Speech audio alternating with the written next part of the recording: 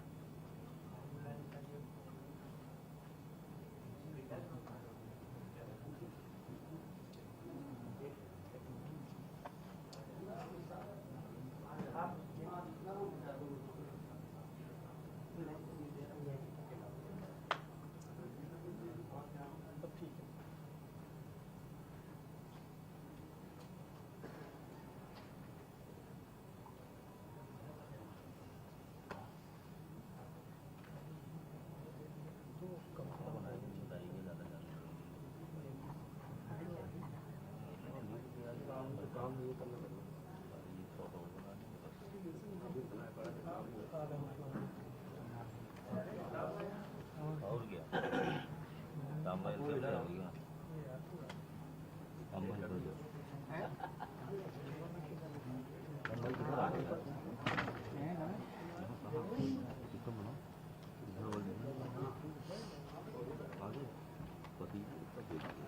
वहाँ जा रहे हो वहाँ जा रहे हो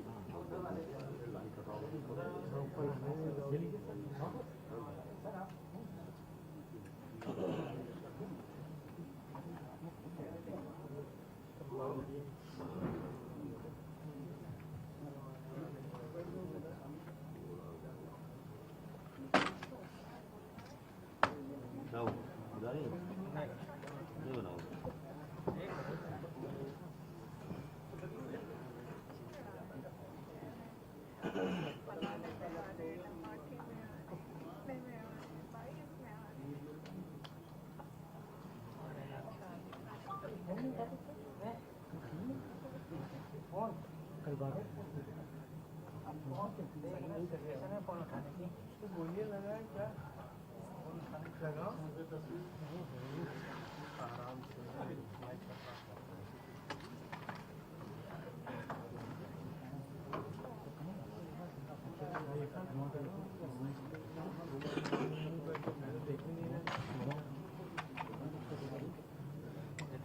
आगे चलो। अभी सारे लगा नहीं कि पहले नाटक तुम्हारा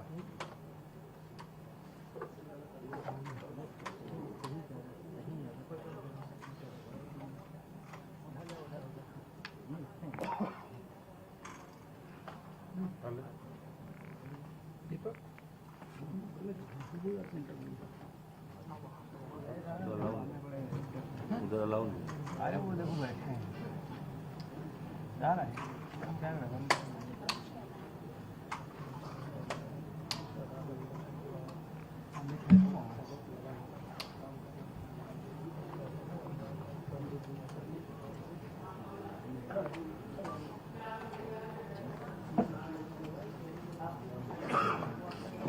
कृपया अपने स्थान पर बैठ जाएं। माननीय मुख्यमंत्री महोदय का आगमन बस कुछ ही क्षणों में होने वाला है।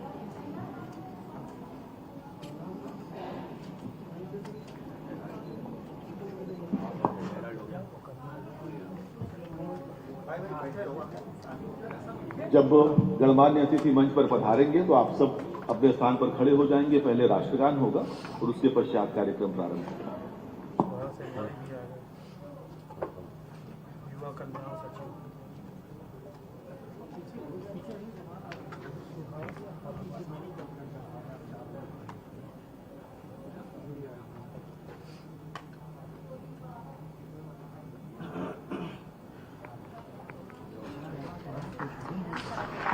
कृपया आप सब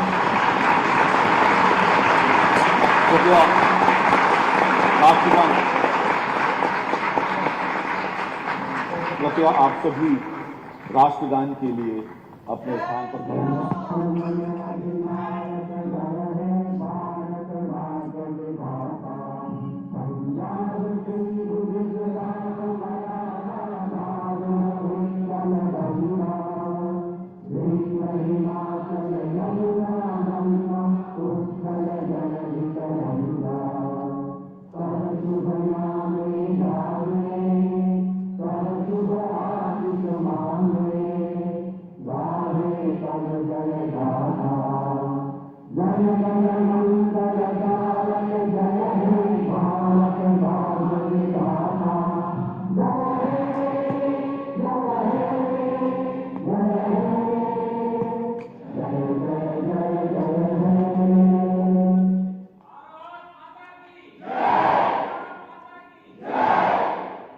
भारत सरकार के युवा कार्यक्रम एवं खेल मंत्रालय के तत्वावधान में माय भारत यानी मेरा युवा भारत नेहरू युवा केंद्र संगठन उत्तर प्रदेश तथा राष्ट्रीय सेवा योजना द्वारा आयोजित राज्य स्तरीय विकसित भारत युवा संसद महोत्सव में उत्तर प्रदेश के माननीय मुख्यमंत्री आदरणीय योगी आदित्यनाथ जी, माननीय सभापति विधान परिषद कुंवर मानवेंद्र सिंह जी, माननीय अध्यक्ष विधानसभा श्री सतीश महाना जी समेत गणमान्य अतिथियों का आगमन मंच पर हो चुका है। अब मैं अनुरोध करूंगा श्री महेंद्र सिंह सिसोदिया, राज्य निदेशक नेहरू युवा केंद्र संगठन उत्तर प्रदेश से कृपया माननीय मुख्यमंत्री महोदय का स्मृति चिन्ह और अंग वस्त्र से सम्मान करें। अद्भुत क्षण है उत्तर प्रदेश की विधानसभा में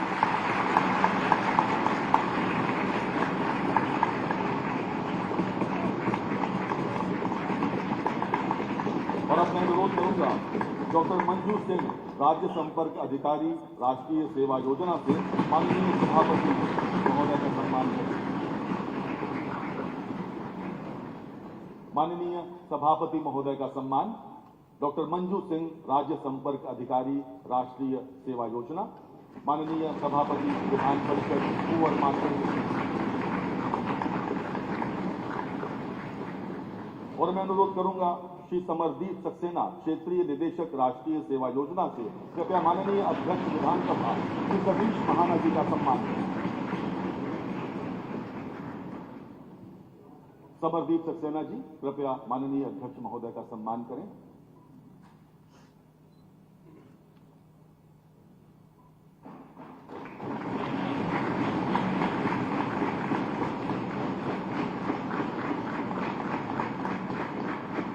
श्री विकास कुमार सिंह, जिला युवा अधिकारी लखनऊ, कृपया सम्मान करें माननीय खेल मंत्री श्री गिरीश चंद्र यादव जी का। विकास कुमार सिंह जी कृपया माननीय खेल मंत्री महोदय का स्वागत करें।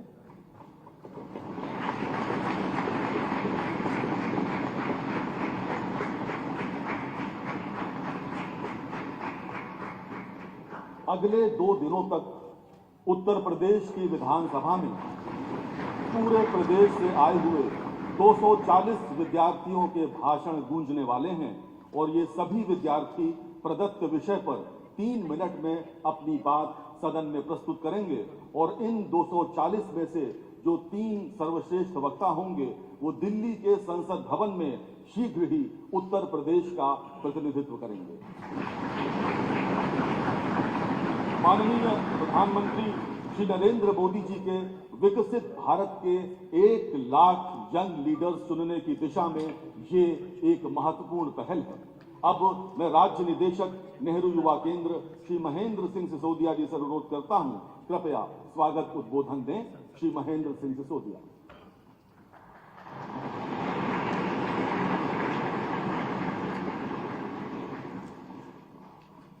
आज राज्य स्तरीय विकसित भारत युवा संसद महोत्सव का उद्घाटन समारोह के मुख्य अतिथि माननीय मुख्यमंत्री श्रीमान आदित्य योगीनाथ जी का मैं नेहरू युवा केंद्र और एनएसएस की तरफ से और सारे नौजवानों की ओर से उनका हार्दिक स्वागत करता हूं।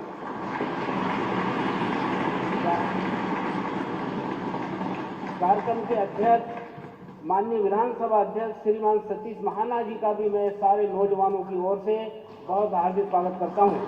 साथ ही विशिष्ट अतिथि के रूप में माननीय चेयरमैन विधान परिषद श्रीमान मानवेंद्र सिंह जी का भी मैं हार्दिक स्वागत करता हूं। और हमारे बीच में विशिष्ट अतिथि के रूप में माननीय राज्य मंत्री स्वतंत्र प्रभार युवा कल्याण खेल विभाग का भी मैं सभी विभागों की ओर से और नौजवान की ओर से हार्दिक स्वागत करता हूं।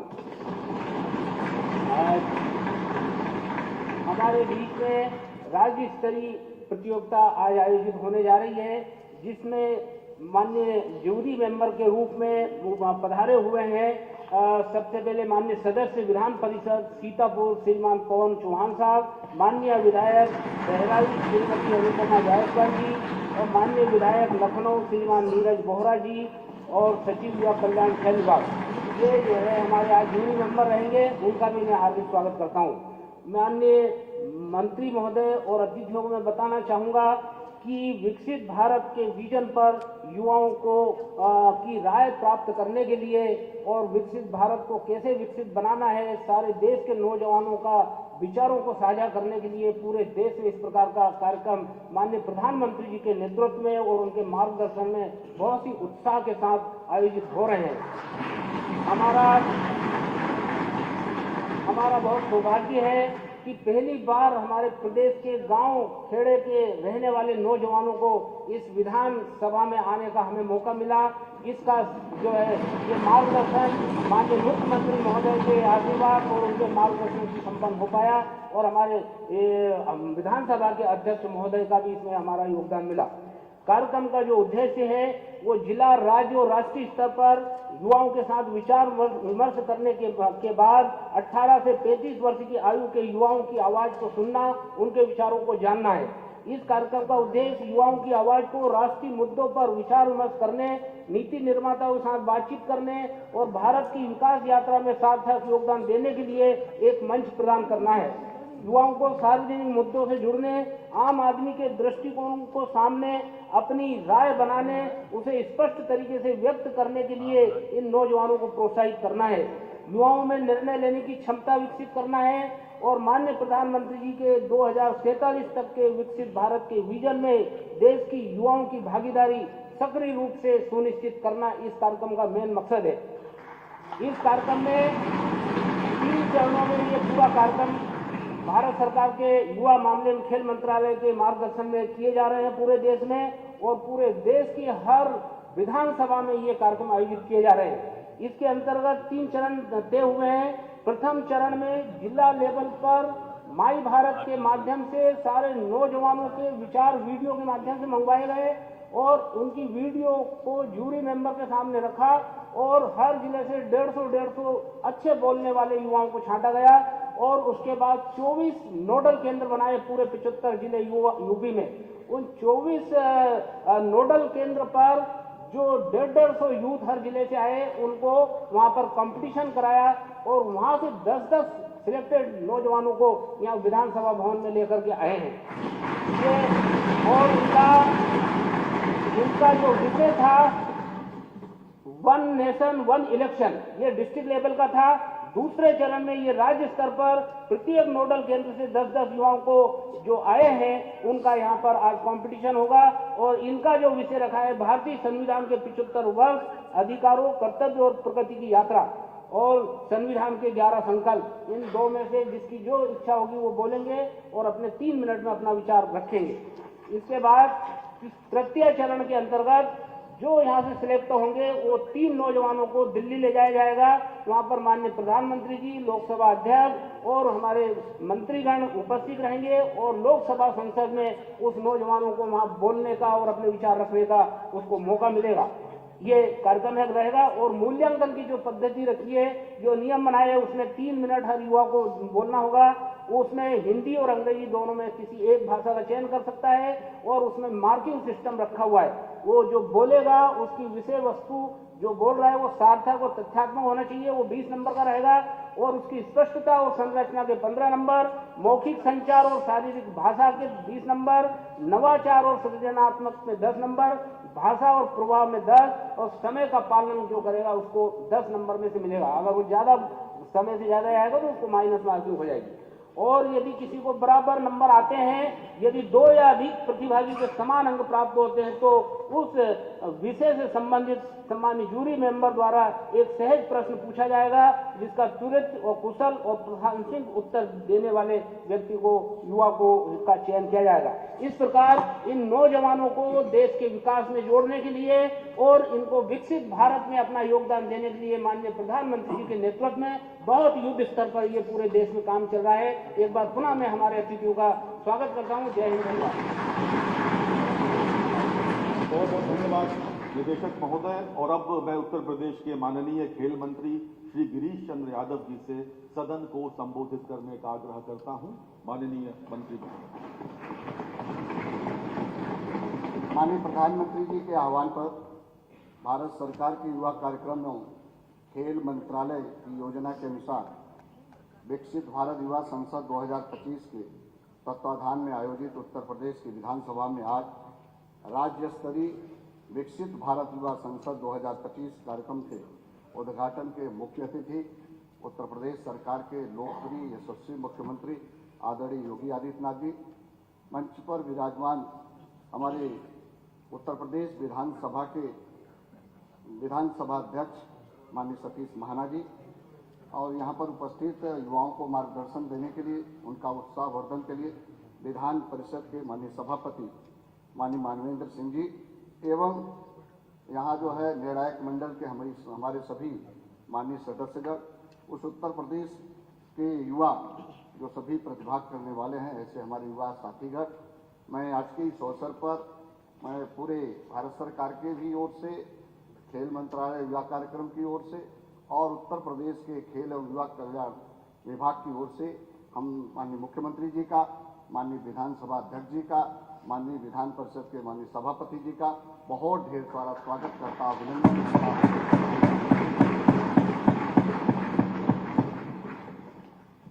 आज हमें गर्व है कि हम विकसित भारत युवा संसद 2025 के इस महत्वपूर्ण मंच पर एकत्रित हुए हैं। यह संसद हमारे देश के उज्जवल भविष्य के निर्माण की दिशा में एक ऐतिहासिक पल है, जहां युवाओं को अपने विचार रखने की, नीति निर्माण की प्रक्रिया को समझने और नेतृत्व क्षमता विकसित करने का सुनहरा अवसर प्राप्त हो रहा है। युवा शक्ति भारत की भविष्य की नींव है। हमारा देश युवा शक्ति से परिपूर्ण है। जब युवा जागरूक होते हैं तो देश की प्रगति के पथ पर अग्रसर होता है।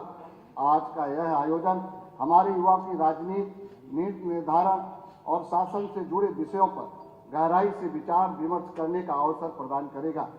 उत्तर प्रदेश विधानसभा में आयोजित इस युवा संसद का उद्देश्य युवाओं को लोकतांत्रिक प्रक्रियाओं से जोड़ना और उन्हें देश के विकास में सक्रिय भूमिका निभाने के लिए प्रेरित करना।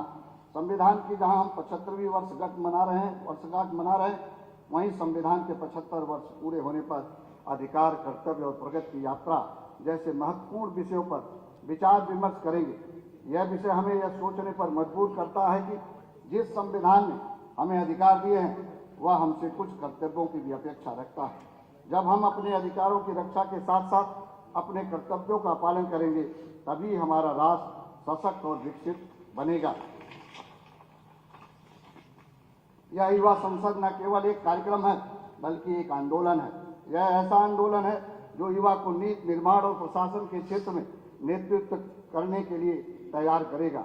राज्यों में चयनित प्रतिनिधियों का अंतिम चरण में राष्ट्रीय स्तर पर नई दिल्ली में युवा संसद के रूप में प्रतिनिधित्व होगा, जो हमारे लोकतंत्र की मजबूती और युवाओं की भूमिका को और सशक्त बनाए। माननीय मुख्यमंत्री जी के कर कमलों द्वारा इस युवा संसद का उद्घाटन होना हम सभी के लिए गौरव का क्षण है। यह कार्यक्रम युवा के लिए देश के विकास में योगदान के लिए प्रेरित करेगा और एक नए भारत के निर्माण में सहायक सिद्ध होगा। मैं आज के इस अवसर पर माननीय मुख्यमंत्री जी का, माननीय विधानसभा अध्यक्ष जी का, माननीय सभापति जी का बहुत हृदय से आभार प्रकट करता हूँ। अंत में मैं सभी प्रतिभागियों को हार्दिक शुभकामनाएं देता हूँ और आशा करता हूँ कि यह मंच न केवल विचारों का आदान प्रदान करेगा, बल्कि यह सशक्त, आत्मनिर्भर और विकसित भारत की नींव को मजबूत करेगा। धन्यवाद। बहुत बहुत धन्यवाद खेल मंत्री महोदय। बच्चों, आप जिस सदन में बैठे हैं, ये लोकतंत्र का मंदिर है और इसी मंडप के नीचे उत्तर प्रदेश के निर्वाचित जनप्रतिनिधि निर्धारित नियमों के अंतर्गत सदन में अपनी बात उठाते हैं। सदन की कार्यवाही में संचालन का गुरुतर दायित्व निभाते हैं माननीय विधानसभा अध्यक्ष श्री सतीश महाना जी। और आपको जानकर हर्ष होगा कि अभी हाल में पद्मश्री सुमित्रा महाजन द्वारा उन्हें आदर्श अध्यक्ष के सम्मान से सुशोभित किया गया है तथा श्री सतीश महाना जी ने यही नहीं, उत्तर प्रदेश की विधानसभा को आदरणीय सतीश महाना जी ने देश की सर्वश्रेष्ठ विधानसभा के रूप में भी विकसित किया। अब मैं माननीय अध्यक्ष महोदय से अनुरोध करता हूं, कृपया अपना उद्बोधन दें। माननीय विधानसभा अध्यक्ष श्री सतीश महाना।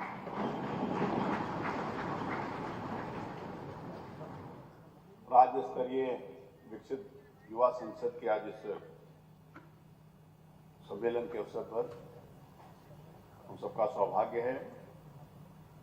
उत्तर प्रदेश की छवि को एक नया स्वरूप देने वाले, उत्तर प्रदेश में रहने वाले प्रत्येक व्यक्ति का मान और सम्मान बढ़ाने वाले हमारे आदरणीय मुख्यमंत्री परम श्रद्धेय श्री योगी आदित्यनाथ जी महाराज,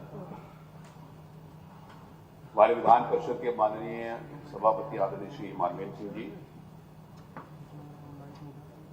खेल राज्य मंत्री आदरणीय श्री गिरीश यादव जी, इस कार्यक्रम में उपस्थित हमारे नेहरू युवा केंद्र के सभी सम्मानित अधिकारीगण और बहुत ही ऊर्जावान नौजवान दोस्तों, भाई और बहनों, आप सब सौभाग्यशाली हैं कि इस गरिमामयी सदन में आज बैठने का आप सबको अवसर मिला है। इस सदन में बैठने के लिए जनमानस के लिए, जनता के लिए बहुत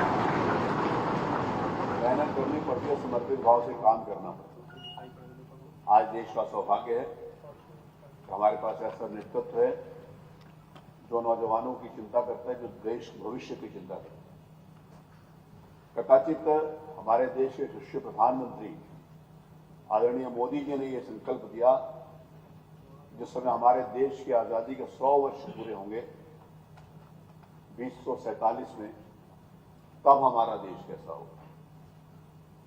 और 2047 की उस आकृति को गढ़ने के लिए जो सबसे उपयुक्त व्यक्तित्व और व्यक्ति हो सकते हैं, आज जो नौजवान यहां पर बैठे हुए जिनकी आयु 18 से लेकर 25 साल तक है, जब आज से लगभग 25 वर्ष बाद 2047 का लगभग 47 जिसे हम उसको मनाएंगे, इस देश की 100वीं शताब्दी वर्ष, तो उस शताब्दी वर्ष में हमारे इन नौजवानों के विचार होगी, इनकी सोच होगी, इनकी मेहनत की पसीने की खुशबू होगी, जो हमारे देश को बिना विश्व के स्थान पर आगे ले जाएगा। हमारे लिए जो आज 2 विषय दिए गए बहुत महत्वपूर्ण है। देश की आजादी के 75 वर्ष, प्राय हम सब लोगों को एक रहते हैं कि हमारा कर्तव्य, हमारे अधिकार क्या है। अधिकार और कर्तव्य जिस समय मिलकर चलते हैं, हम तब संविधान के अवधारणाओं को पूरा कर सकते हैं। हमारी जिम्मेवारी है हमारे प्रदेश के प्रति, हमारी जिम्मेवारी है उन लोगों के प्रति जिन्होंने हम लोगों को ये दायित्व दिया, ये जिम्मेवारी दी है कि हम उनका नेतृत्व कर सकते। अब राजशाही व्यवस्था नहीं है, लोकतंत्र में जनता के द्वारा चुनाव प्रतिनिधि जनता के लिए होता है। और जिस समय संविधान की हम पहली लाइन पढ़ते हैं तो उसमें ये कहा जाता है, we the people of India, हम भारत के लोग हैं। और जिसमें हम भारत के लोग हैं तो यह संविधान प्रत्येक भारतवासी के लिए अधिकार भी देता है और उसके कर्तव्य भी देता है। तो ये हम सब लोगों की जिम्मेदारी है। आप लोग आज इस गरिमामयी सदन में बैठे, हमारा सौभाग्य है कि इसके नेता माननीय मुख्यमंत्री आदरणीय योगी आदित्यनाथ जी, उत्तर प्रदेश की 8 वर्ष के अंतर्गत एक छवि, मैं इस बात को कहता हूं कई अवसरों के ऊपर जहां भी अवसर मिलता है, सार्वजनिक रूप से और अकेले भी इस बात को कहते हुए हम सब चर्चा करते हुए गौरवान्वित महसूस होते हैं कि हमारा उत्तर प्रदेश का परसेप्शन बदला। आप लोग नौजवान हैं, 8 वर्ष पहले आपकी आयु छोटा होगी, लेकिन 25 साल पहले जो 25 वर्ष के आसपास के बच्चे हैं, 15-16 साल, आज से 8-10 वर्ष पूर्व उत्तर प्रदेश में रहने के लिए लगता था कि कहाँ उत्तर प्रदेश में रहना। उत्तर प्रदेश में रहने वाला व्यक्ति जब देश और दुनिया में रहता था तो अपनी पहचान छुपाता था, आज उत्तर प्रदेश में रहने वाला व्यक्ति देश और दुनिया में कहीं भी जाता है तो आगे बढ़ते बताएगा। तो ये सब हम लोगों को दिया है और ये सब तब संभव है जब हम सब लोग मिलकर काम करें। हमारे प्रधानमंत्री जी का जो एक नारा है, सबका साथ सबका विकास, और मैं एक शब्द ये कहते हैं सबका प्रयास। तो सबके प्रयास से हमको आगे बढ़े, क्योंकि ये देश हमारा सबका है।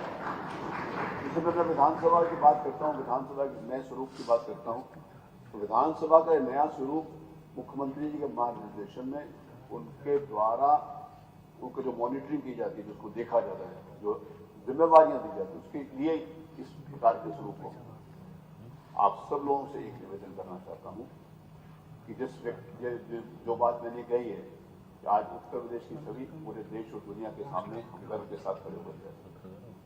तो एक बात मैं पिछले 3 वर्षों के ऊपर जिसके लिए काम कर रहा हूं कि जो चुने हुए प्रतिनिधि हैं वो जिम्मेवार हैं। इस विधानसभा के सदन के अंतर्गत बैठकर जिसमें अवसर मिलेगा बीच में, तो मैं 5-10 मिनट के लिए आपको बीच में आकर बताऊंगा कि विधानसभा में कैसे चलती।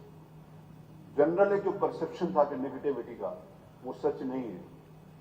सत्य यह है इसी सदन के अंतर्गत आज जो 403 विधायक हैं उसमें डॉक्टर्स हैं, इंजीनियर्स हैं, पीएचडी किए हुए हमारे ऐसे लोग हैं जिनको डॉक्टरेट की डिग्री प्राप्त हुई है, हमारे पास वकील हैं, हमारे पास कृषि क्षेत्र में काम करने वाले भारत आने वाले लोग हैं, हमारे पास अच्छे व्यापारी, हमारे पास सर्विसेज से जो लोग आते हैं, जो विभिन्न सर्विसेज में विभिन्न उच्च पदों के ऊपर है, वहां से छोड़कर भी आकर इस सदन के सदस्य बने। तो मैं इस बात के लिए बहुत जिम्मेवारी के साथ कहना चाहता हूं, इस सदन के अंतर्गत आने के लिए ये 2 बातें होती है, 2 कारण होते हैं मुझे ये बात बताने। और मैं पिछले 3 वर्ष से लगातार इस बात को कहता हूं। मेरे कुछ मित्रों ने कहा क्या बार-बार इस बात को क्यों कहते हैं, क्योंकि 40 साल में इतना ज्यादा नेगेटिविटी भर गई थी कि उसको पॉजिटिविटी में बदलने के लिए टाइम लगता। आज मुझे बड़ी बात की प्रसन्नता है कि आज पूरे प्रदेश में पॉजिटिव नोट के ऊपर लोग कहते हैं कि विधानसभा में बैठा हुआ व्यक्ति पढ़ा लिखा है। और इस बात के लिए मैं और कहना चाहता हूँ, कमिटेड है, उसका कमिटमेंट है। कुछ वर्ष पहले, लगभग 1-2 दशक पहले, हम लोग जब छोटे होते थे तो एक पुतला और एक उपहास उड़ाया जाता था। घर में 4 बच्चे हैं, ये बहुत अच्छा घर बना लेता है, इंजीनियर बनेगा। कोई हमारी बेटी है तो टेलीस्कोप लगाकर बचपन में खेलती थी, कहती है डॉक्टर बन जाए। इस प्रकार का कोई अगर कोई हमारे घर में बच्चा होता था जो हिसाब किताब अच्छा रखता था तो उसको कहते थे ये व्यापारी बन जाएगा, और जो कुछ नहीं करता तो कहते हैं ये नेता बनेगा। तो ये आज से 1 दशक 2 दशक पहले इस प्रकार का भाव, लेकिन आज ये परसेप्शन नहीं है। आज ये नहीं कहा जा सकता जिसको कुछ नहीं आता वो नेता बनेगा। आज की तारीख में जिसको सब कुछ आता है वही नेता बनेगा। जिसको सब कुछ आता है और सब कुछ सीखने के लिए आज आप लोगों के पास ये अवसर है। डिस्ट्रिक्ट स्तर के ऊपर जो प्रतियोगिताएं हुई, वन नेशन वन इलेक्शन की, उसके ऊपर बहुत डिबेट हुई होगी, क्योंकि मेरे पास हमारे प्रधानमंत्री जी का और हमारे मुख्यमंत्री जी का ये बहुत महत्वपूर्ण विषय है जिसके ऊपर पूरे देश की बात होती है। वहां पर बैठे हुए लोग देश की चर्चा करते हैं, सिस्टम की चर्चा करते हैं, क्योंकि बहुत ज्यादा इंडिविजुअल्स बातें नहीं होती, जिसमें सबकी बात होती है, देश की बात होगी तो सब लोग उसमें सम्मिलित होंगे। आप लोगों का बहुत महत्वपूर्ण विषय है। मुझे विश्वास है कि जितने भी बच्चे यहाँ पर उपस्थित हैं, जो 3 बच्चों का यहाँ पर ज्यूरी है, और ज्यूरी में बैठने वाले हमारे जो तीनों सामने आपके बैठे हुए, उसमें से एक डॉक्टर हैं, MD हैं, जो डॉक्टर नीरज वोरा, और ये विधानसभा के दूसरी या तीसरी बार सदस्य चुनकर आए। बीच में जो बहन बैठी है इनका नाम है अनुपमा जायसवाल। इन्होंने लॉ ग्रेजुएट है, ये वकील है। और जो पवन जी बैठे हुए हैं विधान परिषद के माननीय सदस्य हैं, ये बीटेक हैं, ये इन्होंने MBA किया। तो ये जो लोग आपके सामने जुड़े में बैठे हैं विधानसभा के सदस्य, ये एक सैंपल के रूप में यहाँ पर मैं आपको कह रहा हूँ कि यहाँ पर हैं कि जो पूरे के पूरी इसका एक मैसेज देते हैं। तो आप सब लोगों को 2 कारण, मैंने कहा ना 2 कारण होते हैं जिससे मैं विधानसभा के इस नए स्वरूप को बताता हूँ। एक सबसे बड़ा कारण ये कि जो परसेप्शन जनता के बीच में था मैं इस बात को कहता हूँ, कभी कभी हंसी में भी कहता हूँ, लेकिन वास्तविकता के ऊपर है।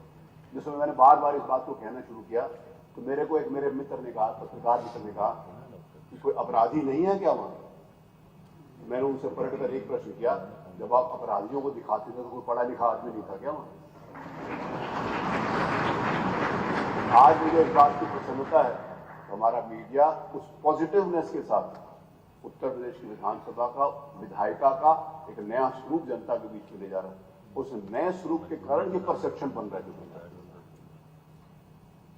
मैंने कहा बहुत सारी बातें करने को होती हैं, मुख्यमंत्री जी का हम सब लोगों को मार्गदर्शन प्राप्त होगा। मुझे विश्वास है कि जो यहाँ पर मार्किंग कही गई है समय सीमा के अंतर्गत सब लोग, आप लोगों ने देखा होगा 11 बजे सूर्य हुई होगी, मुख्यमंत्री जी ने यहाँ से एंटर किया होगा। लाइफ में टाइम मैनेजमेंट बहुत इंपॉर्टेंट है हम सब लोगों को, और टाइम मैनेजमेंट का ध्यान रखना, कमिटमेंट बहुत इंपॉर्टेंट है। हमारे को जो भी काम करें हम उसके ऊपर कमिटमेंट बहुत से करें। We must be committed to what we are doing, our commitment to the institution. कुछ इंडिविजुअल्स अच्छे और खराब हो सकते हैं, लेकिन संस्थाओं का सम्मान बना रहना चाहिए। तो संस्थाओं का सम्मान बना रहेगा तो हम सबका सम्मान बना रहेगा। तो व्यक्ति, कभी कभी मैं इस बात को देखता हूं कि व्यक्ति अपने स्वार्थ के लिए संस्थाओं को आंच पहुंचा देता है, उसका नुकसान कर देता है। लेकिन मैं आपसे अपेक्षा करूंगा कि अगर संस्थाओं के सम्मान के लिए अपना भी नुकसान करना पड़े तो संस्थाओं का सम्मान जरूर संस्था के नाते से विधायिका एक महत्वपूर्ण रोल अदा करती है।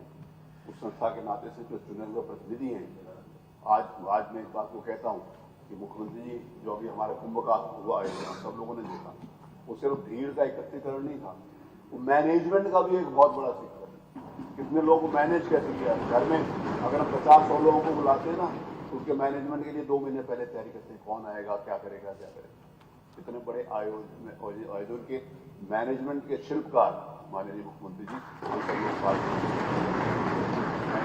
सभी नौजवान बच्चों से अपेक्षा करता हूं कि लाइफ में, जैसे अभी मैंने एक बात ये क्यों कही, इंस्टीट्यूशन का सम्मान रखिएगा, लाइफ में कभी भी समाज की और प्रदेश की बात आएगी तो प्रदेश के बारे में कभी कोई नेगेटिव बात नहीं करिएगा, प्रदेश के बारे में हमेशा पॉजिटिव बात करिएगा। तो कभी कभी जो हमारा परिवार होता है, हमारे घर के बच्चे होते हैं, हम सब लोग होते हैं ना, घर में अगर कोई कमी होती है तो उसको जाके बाहर नहीं बताते, उपयुक्त स्थान के ऊपर बताते हैं।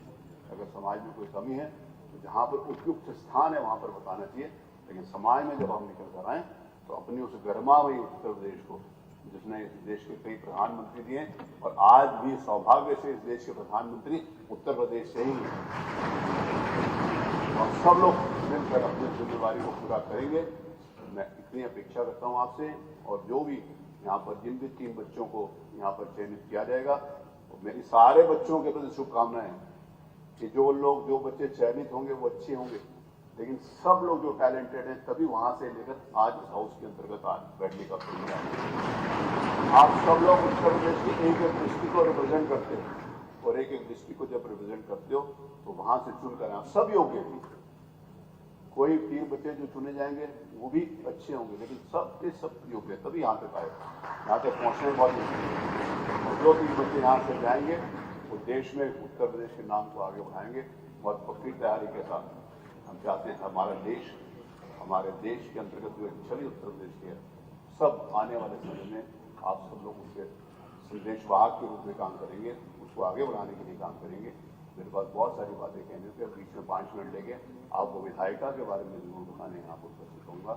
मैं माननीय मुख्यमंत्री जी को मैं हृदय से बहुत आभार व्यक्त करता हूँ, उन्होंने कृपापूर्वक इस कार्यक्रम की अनुमति दी और स्वयं इसमें भागीदारी करके हम सब लोगों को गौरवान्वित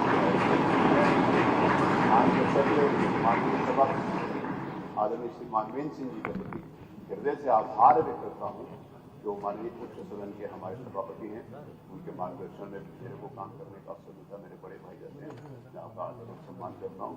माननीय मुख्यमंत्री जी, माननीय विधायकगण, हमारे मुख्यमंत्री कार्यालय से हमारे बहुत सारे अधिकारी भी यहाँ पर उपस्थित हैं, बहुत सारे अधिकारी जो मुख्यमंत्री कार्यालय से उपस्थित हैं यहाँ बैठे हैं, तो अभी तो यहाँ बैठे हैं, लेकिन फिर भी परमानेंट यहाँ बैठने के बारे में सोचेंगे आगे थोड़ी थोड़ी बात।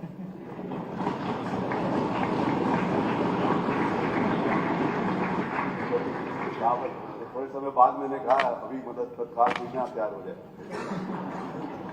मेरी सभी बच्चों के प्रति हृदय शुभकामनाएं। मेरे पत्रकार मित्र, जिनके लिए अभी मैंने कहा कि जिन्होंने उत्तर प्रदेश की नई छवि को एक समाज के बीच में पहुंचाने में बहुत महत्वपूर्ण योगदान दिया है, बहुत महत्वपूर्ण योगदान दिया है। जो उत्तर प्रदेश जैसे हम सबका है, वैसे उत्तर प्रदेश की जिम्मेदारी हमारे बराबर और हमारे से ज्यादा भी हमारे पत्रकार मित्रों के, जिनको इन्होंने बखूबी निभाया है। मैं आप सभी के प्रति मैं मुझे से आभार व्यक्त करता हूँ और पुनः एक बार शुभकामनाओं के साथ बहुत बहुत धन्यवाद। बहुत बहुत धन्यवाद माननीय अध्यक्ष महोदय। युवा साथियों, आप सब जानते हैं कि विधानमंडल में 2 सदन होते हैं, विधानसभा और विधान परिषद। विधान परिषद को हम उच्च सदन के रूप में भी जानते हैं और हम सौभाग्यशाली हैं कि उत्तर प्रदेश विधान परिषद के वर्तमान सभापति आदरणीय कुंवर मानवेंद्र सिंह जी छात्र जीवन से ही राजनीति में सक्रिय रहे हैं। अब मैं उनसे अत्यंत आदरपूर्वक आग्रह करता हूं, कृपया अपने संबोधन के लिए पधारें। माननीय सभापति उत्तर प्रदेश विधान परिषद।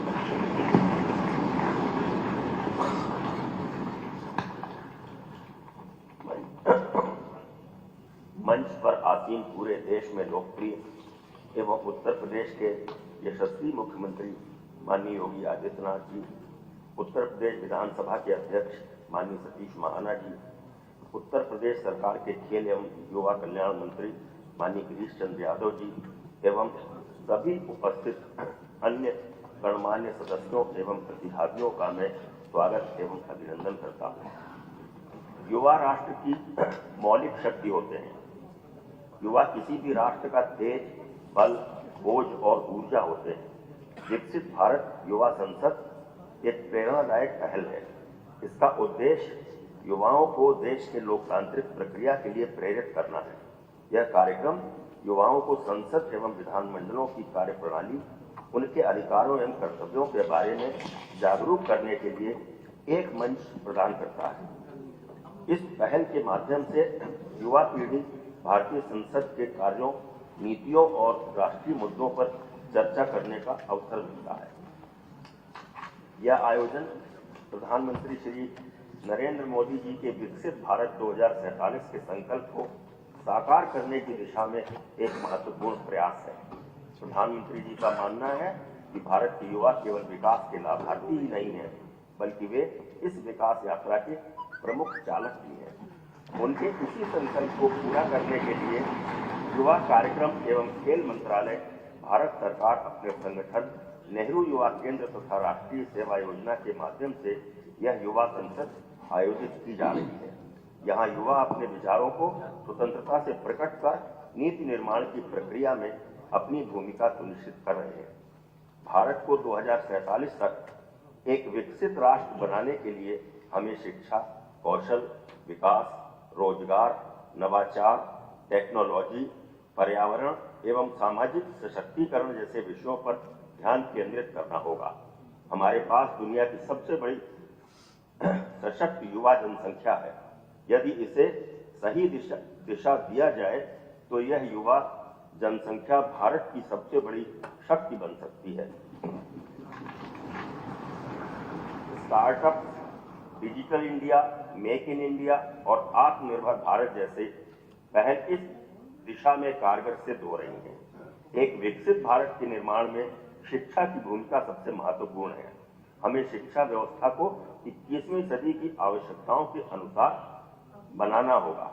नई राष्ट्रीय शिक्षा नीति 2020 ने इस दिशा में कई महत्वपूर्ण कदम उठाए हैं। हम सभी एक महान राष्ट्र का निर्माण चाहते हैं जो सतत एवं समावेशी विकास के पथ पर सदैव अग्रसर रहे। यह हम सबकी जिम्मेदारी है कि देश को मजबूत राष्ट्र बनाने के लिए स्वतंत्र, जीवंत, खुशहाल और समतामूलक समाज के निर्माण में हम संभव योगदान देने के लिए तत्पर रहें। सरकार द्वारा चलाए जा रहे कल्याणकारी योजनाओं को कमजोर एवं सीमांत वर्गों तक पहुंचाकर सतत एवं समावेशी विकास के लक्ष्य को प्राप्त करने के लिए विधायिका को और मजबूत कदम उठाने होंगे।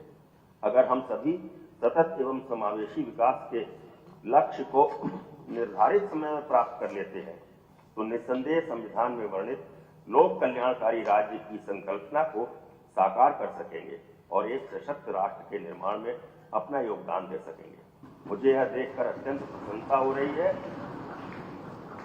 कि इस मंच के माध्यम से युवाओं को संविधान की गरिमा, उसके आदर्शों और नागरिक कर्तव्यों के प्रति जागरूक किया जा रहा है। हमारा संविधान केवल हमारे अधिकारों का संरक्षक ही नहीं है, बल्कि यह हमें अपने कर्तव्यों का भी बोध कराता है। संविधान के 75 वर्षों की इस यात्रा में हमने स्वतंत्रता, समानता, न्याय और बंधुत्व जैसे मूल्यों को अपनाकर राष्ट्र को आगे बढ़ाया है। आज आवश्यकता है युवा शक्ति इस विरासत को आगे ले जाए और एक मजबूत, समावेशी एवं आत्मनिर्भर भारत के निर्माण में अपनी भूमिका निभाए। मैं नेहरू युवा केंद्र संगठन की भी प्रशंसा करता हूं, जो न केवल इस कार्यक्रम के माध्यम से बल्कि अपने अन्य कार्यक्रमों के माध्यम से युवाओं को कौशल प्रशिक्षण, नेतृत्व विकास, पर्यावरण संरक्षण और सामाजिक जागरूकता अभियानों के माध्यम से राष्ट्र निर्माण में महत्वपूर्ण भूमिका निभा रहा है। यह संगठन युवाओं को जिम्मेदार नागरिक बनाने और उन्हें समाज सेवा में सक्रिय भूमिका निभाने के लिए प्रोत्साहित कर रहा है।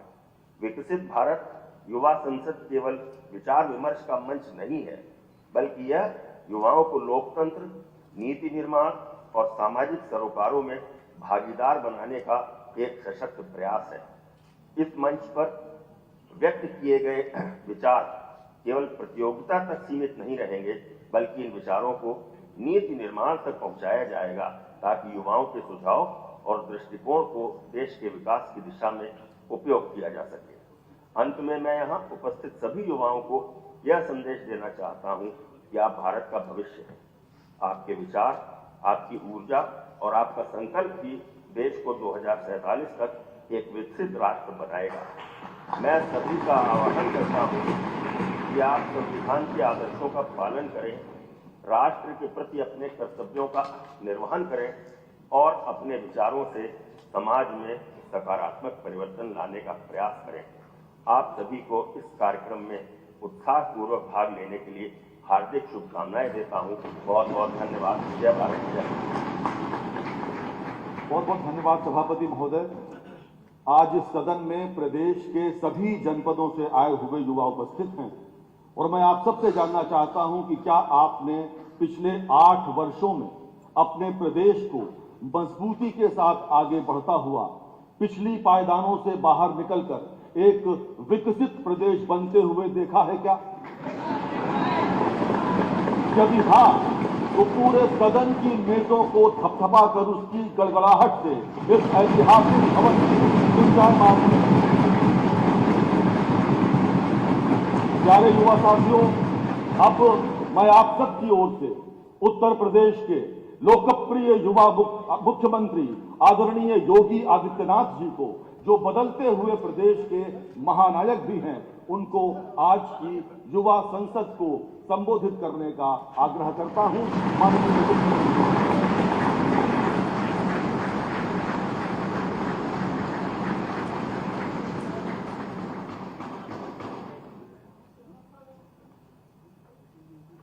देश के यशस्वी प्रधानमंत्री श्री नरेंद्र मोदी जी के प्रेरणा से खेल एवं युवा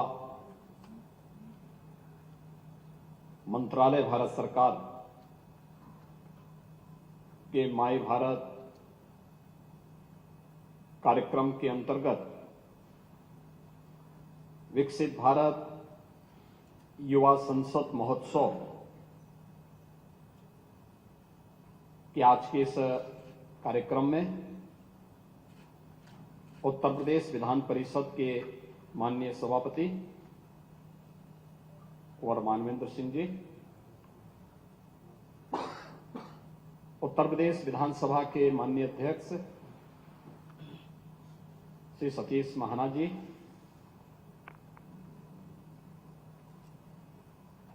नेहरू युवा केंद्र से जुड़े हुए हमारे सभी अधिकारीगण,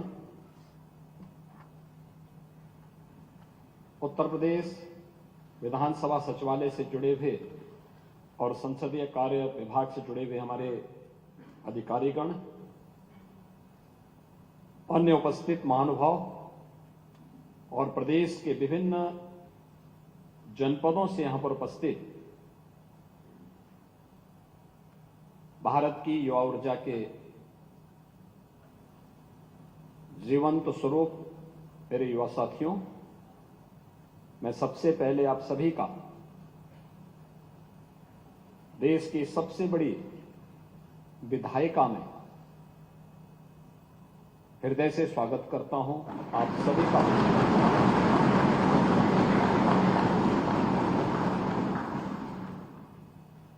प्रधानमंत्री जी की जो प्रेरणादायी मार्गदर्शन है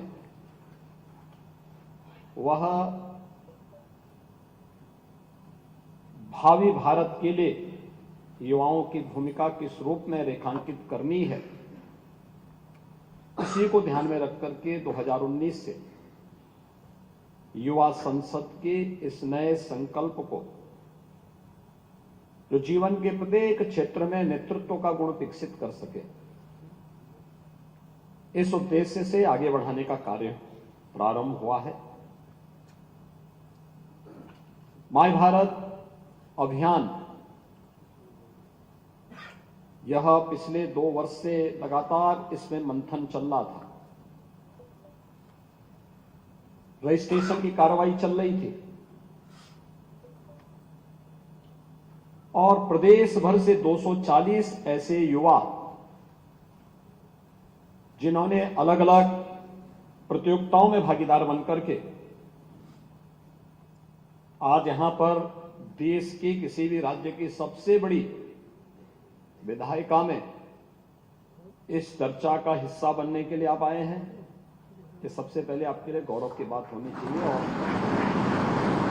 इस गौरवपूर्ण क्षण के अवसर पर मैं उत्तर प्रदेश वासियों की ओर से आप सबको यहां पर चयन के लिए बधाई देता हूं और यहां के इस डिबेट का हिस्सा बनने के लिए हृदय से अभिनंदन भी करता हूं। भारत ने लोकतंत्र के जिस विधा को अपनाया है वह संसदीय लोकतंत्र है। इसके 3 पिलर हैं, विधायिका है, कार्यपालिका है और न्यायपालिका। ये 3 पिलर से ही देश की सारी व्यवस्थाओं का संचालन होता है। विधायिका वो मंच है जहां पर जनता के द्वारा चुने गए जनप्रतिनिधि नीति बनाने का काम करते हैं। उसकी चर्चा का विषय मंच ये होता है। देश के अलग अलग पृष्ठभूमि से जुड़े हुए जनप्रतिनिधि या राज्य के अंदर राज्य के अलग अलग क्षेत्रों से चुने गए जनप्रतिनिधि अपनी बातों को यहां पर रखते हैं। उसके लिए भी जो सत्र चलेंगे उसमें आपको मालूम होगा कि जो भी माननीय सदस्य है वहां पर आता है वह नियम के अंतर्गत ही अपनी बात को रख सकता है। उसके लिए भी अलग अलग नियम के अंतर्गत अलग अलग समय निर्धारित होता है प्रतिदिन का। उन मुद्दों को उन्हीं नियमों के अंतर्गत आपको विधानमंडल के सदन में प्रस्तुत करना है।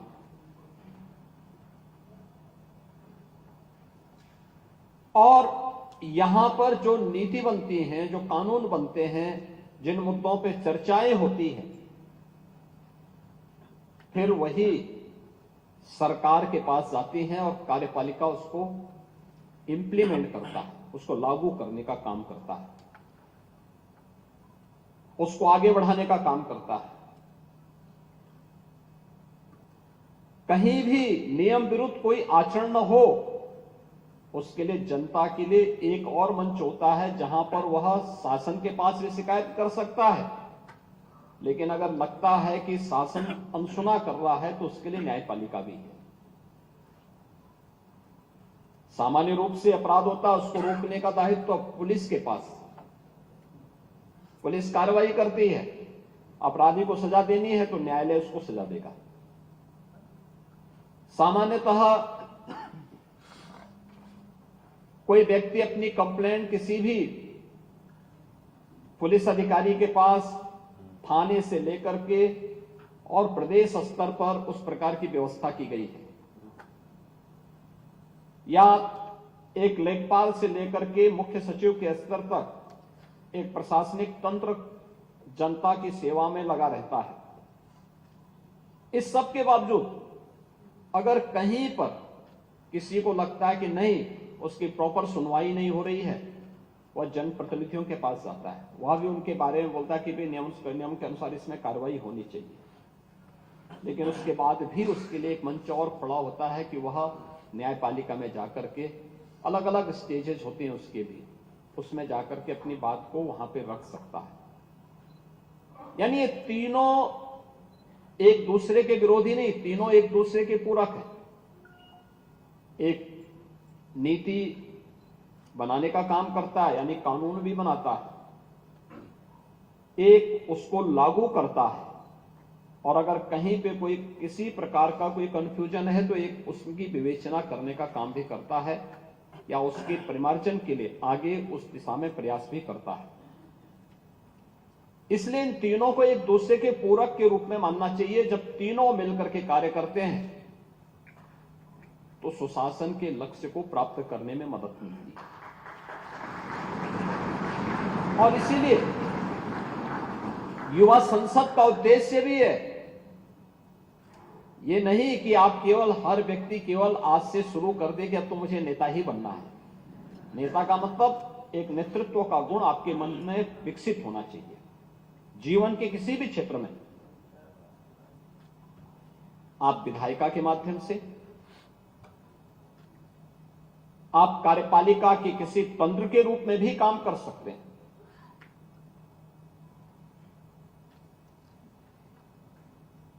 आप सर्विस भी ज्वाइन कर सकते हैं, उसके माध्यम से अपनी सेवाएं दे सकते हैं, व्यापार कर सकते हैं, अपना उद्यम स्थापित कर सकते हैं, न्यायपालिका की सर्विस में भी आप जा सकते हैं, हायर जुडिशरी की सेवा में या अन्य क्षेत्रों में भी जाकर के आप अपनी सेवाओं को दे सकें। लेकिन उन क्षेत्रों में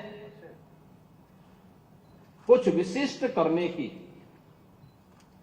कुछ लीक से हट करके जब आप करते हैं, वही लोगों के लिए प्रेरणादायी बनती है और वही नेतृत्व का गुण विकसित करने की एक नई कला आपके अंदर पैदा करती है।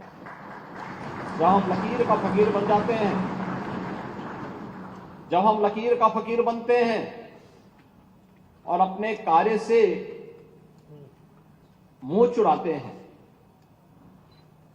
तो वहीं पर हमारे पराभव का कारण बनता है। जब हम लीक से हट करके कुछ नया करते हैं, कुछ अच्छा करने का प्रयास करते हैं, कुछ अतिरिक्त करने का प्रयास करते हैं, तो वह लोगों के लिए, सामान्य जन के लिए, समाज के लिए एक प्रेरणा बन जाती है और लोग उसको हाथों हाथ लेकर के जब सम्मान देते हैं तो वह एक नेतृत्व उस क्षेत्र में जो विकसित किया गया वही एक लीडर का गुण होता है।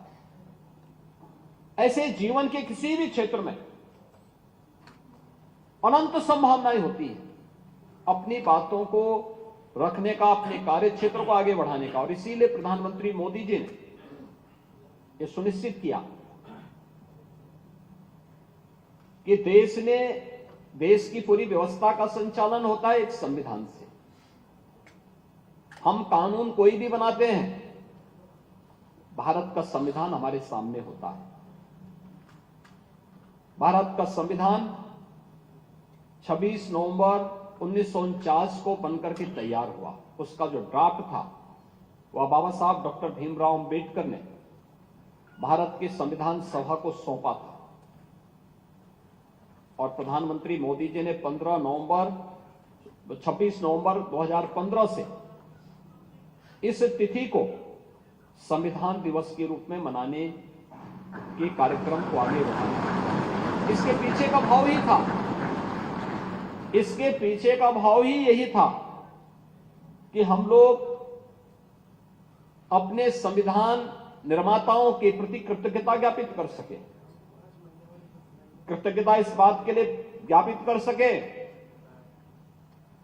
कि इन्होंने भारत का संविधान हमें दिया, जो भारत की 25 यानी देश की 140 करोड़ लोगों को पूरे भारत के अंदर बिना किसी भेदभाव के मताधिकार के उपयोग की ताकत देता है, बिना भेदभाव के हर एक व्यवस्था के साथ जुड़ने का पूरा अवसर देता है। लेकिन एक नागरिक के रूप में हमारा दायित्व क्या है? अक्सर होता था और एक समय ट्रेंड भी चला था देश के अंदर बहुत ज्यादा कि हमारी मांगे पूरी हो चाहे जो मजबूरी हो। उसके दुष्परिणाम लोगों ने देखे हैं।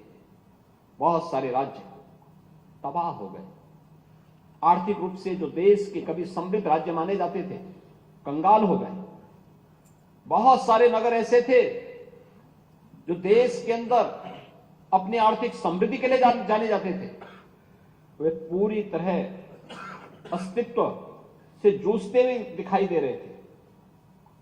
और इसीलिए केवल अधिकारों की बात नहीं, बल्कि भारत का संविधान अगर हमें मौलिक अधिकार देता है तो हमें हमारे मूल कर्तव्यों के प्रति भी एहसास कराता है। और उन मूल कर्तव्यों के प्रति एहसास कराने के लिए आजादी के अमृत महोत्सव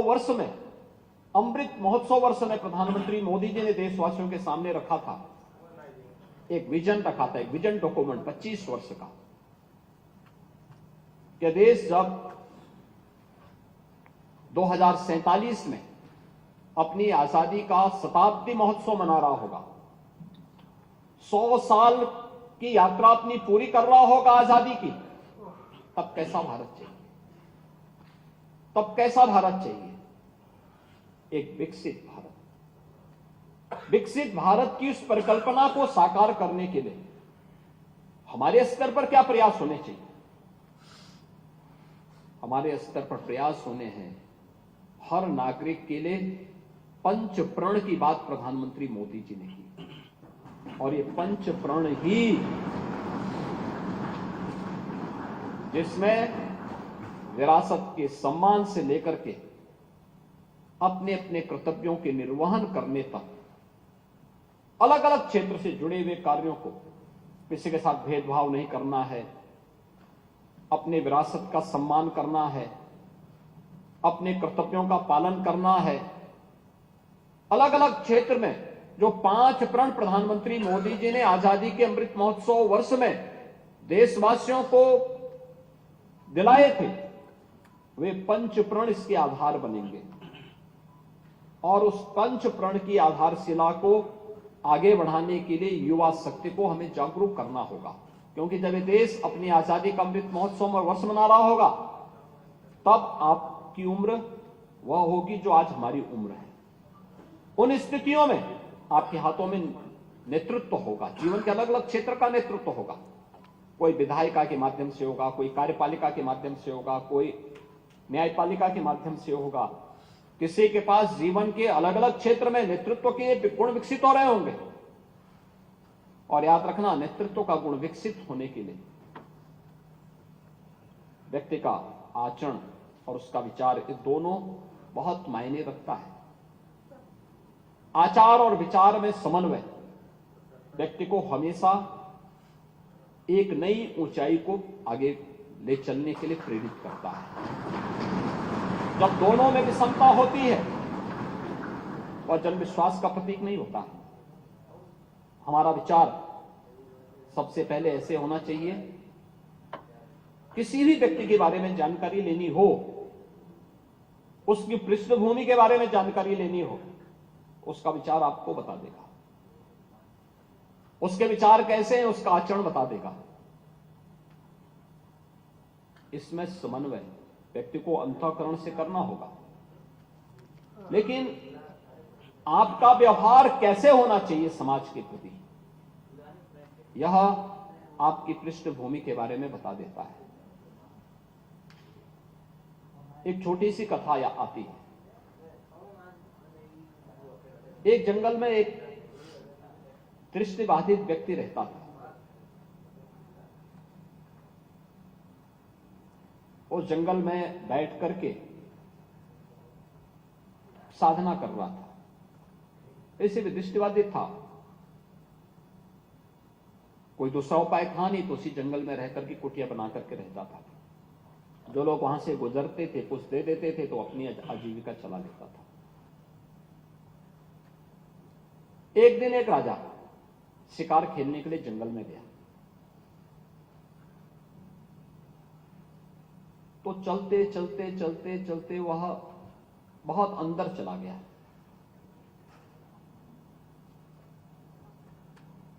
एक मृग का पीछे करते करते वह जब अंदर गया जंगल में भटक गया। राजा ने अपने सैनिकों से कहा कि यार देखो, रास्ता ढूंढो, कैसे आगे निकलते हैं, और वो मृग किधर चला गया ये भी मालूम करो। तो सैनिक गए तो उनका मुकाबला उस वृद्ध दृष्टिबाधित व्यक्ति से होती है। तो वह व्यक्ति जब जाता है, सैनिक जाता है पहले, दृष्टिबाधित व्यक्ति को देख के कहता है कि क्या भाई सूरदास, तुमने कोई मृग को जाते हुए इधर से देखा है? तो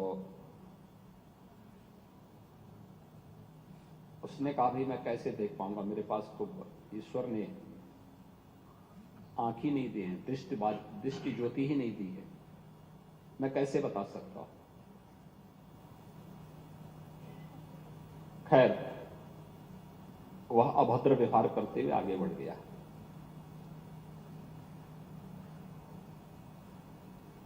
कुछ देर के बाद राजा का मंत्री उधर से गुजरा। राजा का मंत्री उधर से गुजरा तो उन्होंने उससे सिपाही की तुलना में थोड़ी शालीनता के साथ बात कही। कहा कि सूरदास जी, आपने यहां से किसी व्यक्ति को या किसी उसको गुजरते हुए देखा है? उसने फिर वही नकारात्मक जवाब दिया। कहा कि भाई मुझे तो दृष्टि ही नहीं दी गई है, तो मैं कैसे देख पाऊं।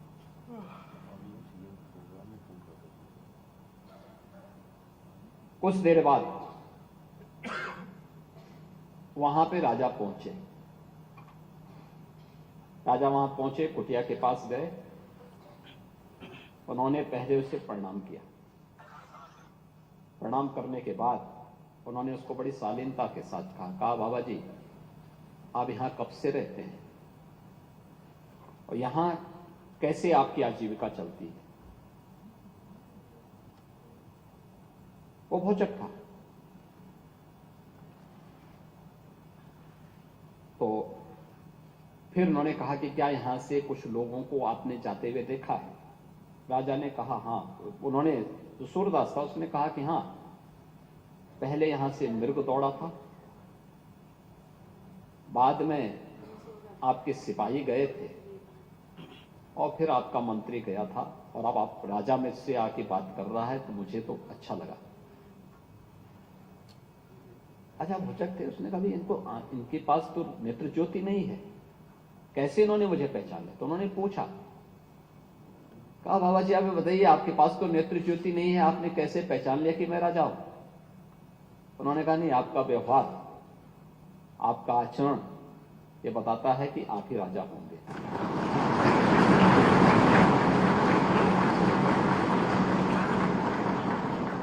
कहा कि आपको कैसे पता लगा कि जो इससे पहले गया वो मंत्री था? कहा उसका व्यवहार बता रहा था। कहा उससे पहले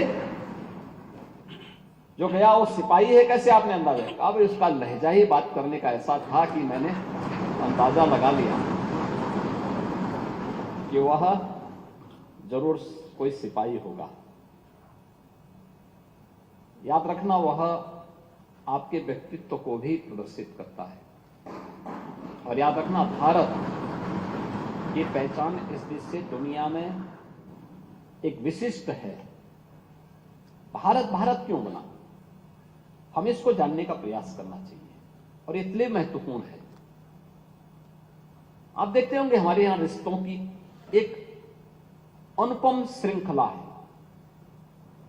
भारत को बदनाम तो भारत के उन कुछ लोगों ने किया जिनके स्वयं भी भारत के मूल्यों, भारत के आदर्शों और भारत के महापुरुषों पर जिनके मन में कोई श्रद्धा का भाव नहीं, उन्हीं लोगों ने भारत को बदनाम किया। अन्यथा भारत से अच्छा रिश्तों को सजोने वाला देश दुनिया के अंदर कोई नहीं होगा। आप देखिए ना, आप किसी भी जगह पर आप जाइए, आप सामान्य रूप से, आज हो सकता है पाश्चात्य कल्चर जहां पे हावी हो गया हो, वहां की बात छोड़ो, सामान्य ठेठ देहाती क्षेत्रों में आप जाएंगे, वहां कोई भी अपरिचित मिलेगा। अगर आप छोटे हैं तो लोग आपसे भैया बोलेंगे, आप उनसे बड़े हैं तो भाई साहब बोलेंगे, आप थोड़ा प्रौढ़ हैं और उनके पिता से छोटे हैं तो चाचा बोलेंगे। अगर आप पिता की उम्र से बड़े दिखाई दे रहे हैं तो आपको ताऊ बोल देंगे, आप और बुजुर्ग लग रहे हैं तो लोग दादा भी बोल लेंगे, काका बोल लेंगे। लेकिन बड़ी शालीनता के साथ लोग बात करेंगे, अपनी बात को कहते हैं। ऐसे ही महिलाओं के साथ भी, छोटी है तो बेटी लोग बोल लेंगे, बड़ी है तो बहन बोल लेंगे। ये संबोधन केवल भारत के अंदर ही हो सकता है। अपरिचित को भी यह संबोधन, हाय हेलो नहीं, हम रिश्तों के संबोधन से समाज को जानते हैं। गांवों में भी यह संबोधन उस रूप में है। आप भारत के प्राचीन गांवों को देखेंगे, भले ही जातियां अलग अलग रही हों, लेकिन गांव या अगल बगल के क्षेत्र में यही संबोधन होते थे। कोई भी एक दूसरे का, यानी उम्र से बड़े किसी भी व्यक्ति का, वो किसी भी जाति का हो, कोई नाम नहीं लेता था। ये संबोधन, ये भारत की पहचान, यही शिष्टाचार है और यही शिष्टाचार भारत को दुनिया के अंदर विशिष्ट बनाता है। यह हमारे संस्कार को भी प्रदर्शित करता है और यही चीज हमें अपने दैनिक जीवन में भी तय करना होगा। जिस भी क्षेत्र में कोई व्यक्ति जाता है, मैंने कहा ना, नेतृत्व का गुण विकसित हो, युवा ताकत, युवा शक्ति के मन में, हर एक क्षेत्र में, वो जीवन के किसी भी क्षेत्र में जाना चाहता है। युवा संसद का उद्देश्य ही यही है, नेतृत्व की क्षमता, वह गुण हम विकसित करें और वह विकसित करने की एक नई प्रणाली को प्रधानमंत्री मोदी जी ने युवा संसद के माध्यम से आपके सामने प्रस्तुत किया है कि हम भी अपने अपने क्षेत्र में उन गुणों से उत्प्रोत होकर के आगे बढ़ सके जो किसी भी नेतृत्व के मन में होना चाहिए। आप धार्मिक क्षेत्र में बन सकते हैं, सामाजिक क्षेत्र में नेतृत्व दे सकते हैं। आप हर एक व्यक्ति को किसी न किसी क्षेत्र में नेतृत्व देने के लिए अपने आप को तैयार तो करना पड़ेगा। नेतृत्व का मतलब, युवा संसद का मतलब केवल नेताओं की फौज खड़ा करना नहीं। और जो यहां पे अभी हमारे दोनों पीठासीन अधिकारी, विधानसभा के माननीय अध्यक्ष जी ने, विधान परिषद के माननीय सभापति जी ने जो बातें कही, उन्हीं बातों को दिखाते हुए कि कैसे हम नेतृत्व की इस क्षमता को विकसित करते हुए अपनी बातों को प्रभावी ढंग से किसी एक मंच पर रख सकते हैं। अपनी बात को, संवाद एक मायने रखता है, लोकतंत्र की सबसे बड़ी ताकत है संवाद। हम अपनी बात को रखने का तरीका, और अगर आप किसी भी क्षेत्र में हैं कम बातों में, कम शब्दों में अपनी बात को रखते हैं, वो प्रभावी होगा। बहुत लंबा चौड़ा बोलेंगे तो आप स्वयं ही उसमें उलझ जाएंगे। अपनी बातों में उलझना नहीं है, अपने मुद्दों में स्वयं उलझना नहीं है। अगर आप एक प्रश्न करता है, प्रश्न आपका जितना छोटा होगा उतना ही प्रभावी होगा। जितना आप उसको विस्तार देंगे, आप स्वयं उसके व्यूह रचना में फंस जाएंगे और फिर आप प्रश्न किए बगैर ही आपको बैठना पड़ेगा। आप विधानसभा में आते हैं, हम लोग देखते हैं जो सदस्य छोटा प्रश्न करता है वो मंत्री को उलझाने में सफल हो जाता है, लेकिन जो बड़ा प्रश्न करता है और प्रश्न पर प्रश्न करता है, अंत में यहां से चेयर से अध्यक्ष के द्वारा कहा जा रहा है पूछो तो प्रश्न क्या है तेरा, लेकिन वो प्रश्न पूछ ही नहीं पाता और अंततः बैठ जाता है कि साहब यहां से पूछा जाए बोलो क्या तुम पूछना चाहते हो, उसको पता ही नहीं होता मुझे क्या पूछना है। ऐसा जीवन में भी होता है मनुष्य होने के नाते थोड़ी प्रतिस्पर्धा का भाव होगा। उस समय अगर किसी को कटघरे में खड़ा करना, छोटा प्रश्न दागो, बड़ा नहीं, बड़ा दागेंगे और बहुत लंबा चौड़ा बोलेंगे तो लोग फिर उसमें प्रश्न पर प्रश्न निकालने शुरू कर देंगे। तो ये कुछ खूबियां आपको विकसित करनी पड़ेंगी और जीवन एक विस्तृत क्षेत्र है। देखिए, मैंने जो व्यवहार की बात आपसे कही वो इसलिए मायने रखती है। अभी महाकुंभ प्रयागराज संपन्न हुआ, दो चीजों की चर्चा सबने की होगी, एक स्वच्छता की और एक पुलिस के व्यवहार की।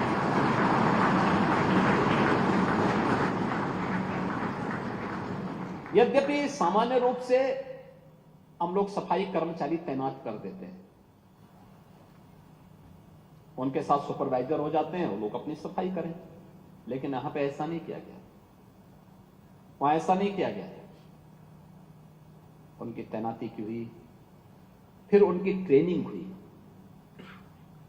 कैसा व्यवहार होना चाहिए, कैसे अपने कर्तव्यों का, कैसे अपने कार्यों को निर्वहन करना है, इनके बारे में आप भी बोलेंगे। सफाई के लिए कौन सा नियम बताना है, कूड़ा है उसको उठाना है, साथ झाड़ू है लगा देना है, नहीं, कैसे और कब ये कार्य होना है, इन सब की ट्रेनिंग दी गई। लगभग 3 महीने तक ट्रेनिंग के कार्यक्रम चले। ऐसे ही पुलिसकर्मियों के लिए आप सोचिए कि अगर हमने यहां से जिलों से निकाल करके सीधे वहां भेज दिए होते, पुलिस लाइन से सीधे वहां भेज दिए होते और उनको बोला था तुम ड्यूटी करो,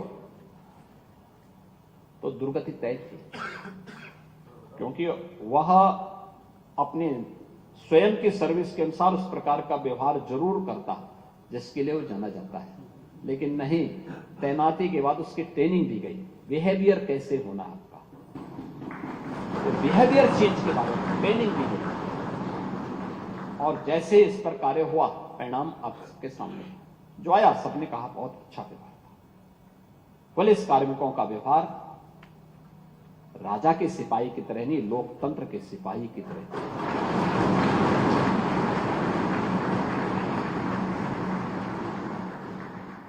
ये नए भारत का पुलिस कार्मिक का व्यवहार था जो विकसित भारत बनना चाहता है, क्योंकि विकसित भारत के लिए एक व्यक्ति की नहीं, पूरे भारत की सामूहिक ताकत लगेगी और वह व्यवहार वहां पे देखने को मिला। यही हमारे दैनिक जीवन में भी आता है। ये जो कार्य चल रहा है सब ट्रेनिंग का हिस्सा है, इसमें सफलता से बहुत चिंतित होने की आवश्यकता नहीं। आपके सामने देश के पूर्व राष्ट्रपति डॉक्टर एपीजे अब्दुल कलाम का उदाहरण है। याद करिए, देश के सुदूर दक्षिण तमिलनाडु के धनुषकोटी के पास, जहां से भगवान राम ने सेतु बंध का निर्माण किया था, वहां उनका जन्म होता है। एक गरीब मुस्लिम परिवार में जन्म होता है, वहां पे कनेक्टिविटी की बहुत अच्छी व्यवस्था नहीं थी। मुझे याद है आज से लगभग 30 वर्ष पहले मैं एक बार रामेश्वरम गया था। मेरी इच्छा हुई धनुषकोटी जाने की। तो उस समय मुझे वहां जाने के लिए कोई साधन नहीं मिले, तो मुझे एक छोटा सा ट्रक लेना पड़ा था। उस ट्रक से मैं वहां जा पाया था। इतनी खराब सड़क थी। आज तो प्रधानमंत्री मोदी जी के कारण वहां की कनेक्टिविटी अच्छी हो गई। लेकिन डॉक्टर एपीजे अब्दुल कलाम देश के अंदर भारत के सर्वोच्च संवैधानिक पद पर राष्ट्रपति भी बने। राष्ट्रपति बनने के पहले उन्हें भारत रत्न से भी सम्मानित किया गया। लेकिन उनका जीवन ऐसा नहीं कि केवल सफलताओं से भरा पड़ा हो। वे अपने जीवन की शुरुआत करते हैं और उन्होंने एक प्रतियोगी परीक्षा का हिस्सा बनने का प्रयास किया था, फाइटर पायलट बनने के लिए। विफल हो गए, पास नहीं कर पाए, निराशा हुई, लेकिन हिम्मत नहीं खोया। ऐसे ही आपके जीवन में भी होगा, याद रखना।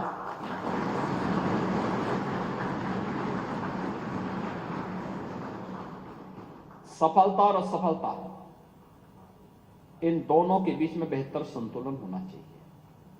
सफलता से आपा नहीं खोना है और विफलता से भी हिम्मत नहीं खोनी है। अपने आप पे विश्वास बनाए रखना,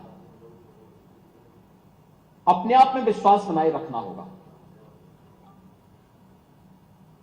कोई भी सफलता आपको एक नई मंजिल की ओर बढ़ने के लिए प्रेरित करती है और हर विफलता आपके लिए एक नई मंजिल की तलाश का मार्ग भी प्रशस्त करता है। इन दोनों को हमें उसी दिशा में आगे बढ़ना है और वह ये चिंता नहीं करनी कौन पास हो रहा है, कौन फेल हो रहा है, कौन सेलेक्ट हो रहा है, कौन नहीं हो रहा है। आप तो तब भी 240 ऐसे युवा उत्तर प्रदेश भर से चयन करके आ गए हैं, बिना किसी पैसा खर्च करके आ गए। यहां तो विधायक बनने के लिए 403 विधायक बनने के लिए 403 विधायक बनने के लिए उनको पापड़ बेलने पड़ते हैं। कितनी कठिन चुनौती से झेलना पड़ता है। दिन रात एक करेंगे, जनता के साथ व्यवहार, उनके सुख दुख में सहभागी बनेंगे, विकास के लिए भी कार्य करेंगे और अंत में परिणाम आते समय बहुत सारे कारक उसमें आने लगते हैं। चैलेंज है, एक प्रतिस्पर्धा भी है, कठिन प्रतिस्पर्धा होती है। आप सोचो 25 करोड़ लोगों में 403 लोग चुने जाते हैं। 25 करोड़ लोगों में से देश की संसद के लिए केवल 80 लोग चुने जाते हैं और आप तो 25 करोड़ में से 240 हैं। ये मान के चलिए कि आपने अब तक जो किया है अच्छा किया है, इसलिए हो सकता है कि आपका यही रखा हो कि आप विधानसभा तक ही जाएं।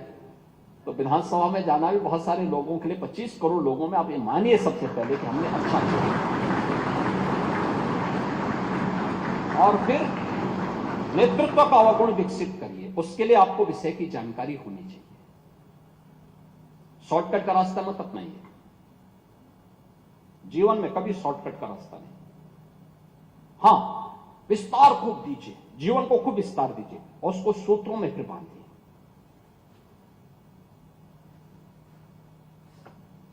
आपको आसानी से आपके जीवन को और आसान कर देगा और आसान कर देगा और उस दिशा में आपके द्वारा किया जाने वाला प्रयास आपके मार्ग को प्रशस्त कर देगा। दूसरा, अपने विरासत पर गौरव की अनुभूति करना। याद करना, यही भारत। 2014 के पहले का क्या स्थिति थी? दुनिया के अंदर सम्मान नहीं था, देश के अंदर अविश्वास का वातावरण था, पहचान के संकट के दौर से गुजर रहा था। भारतवासी कहीं दुनिया के अंदर जाते थे, तमाम चुनौतियों से जूझते थे, लेकिन आज नया भारत, ये नया भारत में हम सबको पैदा होने और जनता जनार्दन के साथ सेवा करने का अवसर प्राप्त हुआ है, या अपने जीवन को आगे बढ़ाने का अवसर प्राप्त हुआ है। हमें इसकी इन खूबियों को का लाभ लेना चाहिए। और इसकी खूबी जो प्रधानमंत्री मोदी जी ने सबसे पहले खूबी प्रारंभ की, वह है कि अपनी विरासत पर गौरव की अनुभूति करना। जो हमारा है हम उस पर गौरव की अनुभूति करेंगे। पहले योग लोग करते थे, लोग बोलते थे अरे ऐसा ना हो कि ये साधु हो जाए, घर छोड़ के ना भाग जाए। और आज दुनिया यानी लगभग दुनिया के अंदर 200 देश हैं, 193 देश योग के साथ जुड़ते हैं, भारत की विरासत की इस परंपरा के साथ 193 देश। और दुनिया के अंदर इस पे शोध होने प्रारंभ हुए, कार्य लोग करना प्रारंभ किए। महाकुंभ के अवसर पर आपने देखा होगा 66 करोड़ से अधिक श्रद्धालुओं का आगमन, ये विरासत के प्रति सम्मान का। और मुझे अच्छा लगा, मैं महाकुंभ के अवसर पर एक बात को बहुत नजदीक से देखता था। युवा, हमारी युवा ऊर्जा पूरे देश भर से और दुनिया भर से आई, लेकिन पूरे अनुशासित भाव के साथ वह भी त्रिवेणी में जाकर के डुबकी लगाता। एक नया ट्रेंड देखने को मिला है नए भारत में कि आज अपनी विरासत पर गौरव की अनुभूति इस रूप में लोग आ रहे हैं, इन चीजों पर ध्यान से बहुत नजदीक से इसको महसूस करने का प्रयास कर रहे हैं। और जिस देश का युवा अपनी विरासत पर गौरव की अनुभूति कर रहा हो, उसे ससम्मान आगे बढ़ाने के लिए प्रतिबद्ध हो, उस देश को आगे बढ़ने से कोई ताकत रोक नहीं सकती, कोई ताकत रोक नहीं सकती।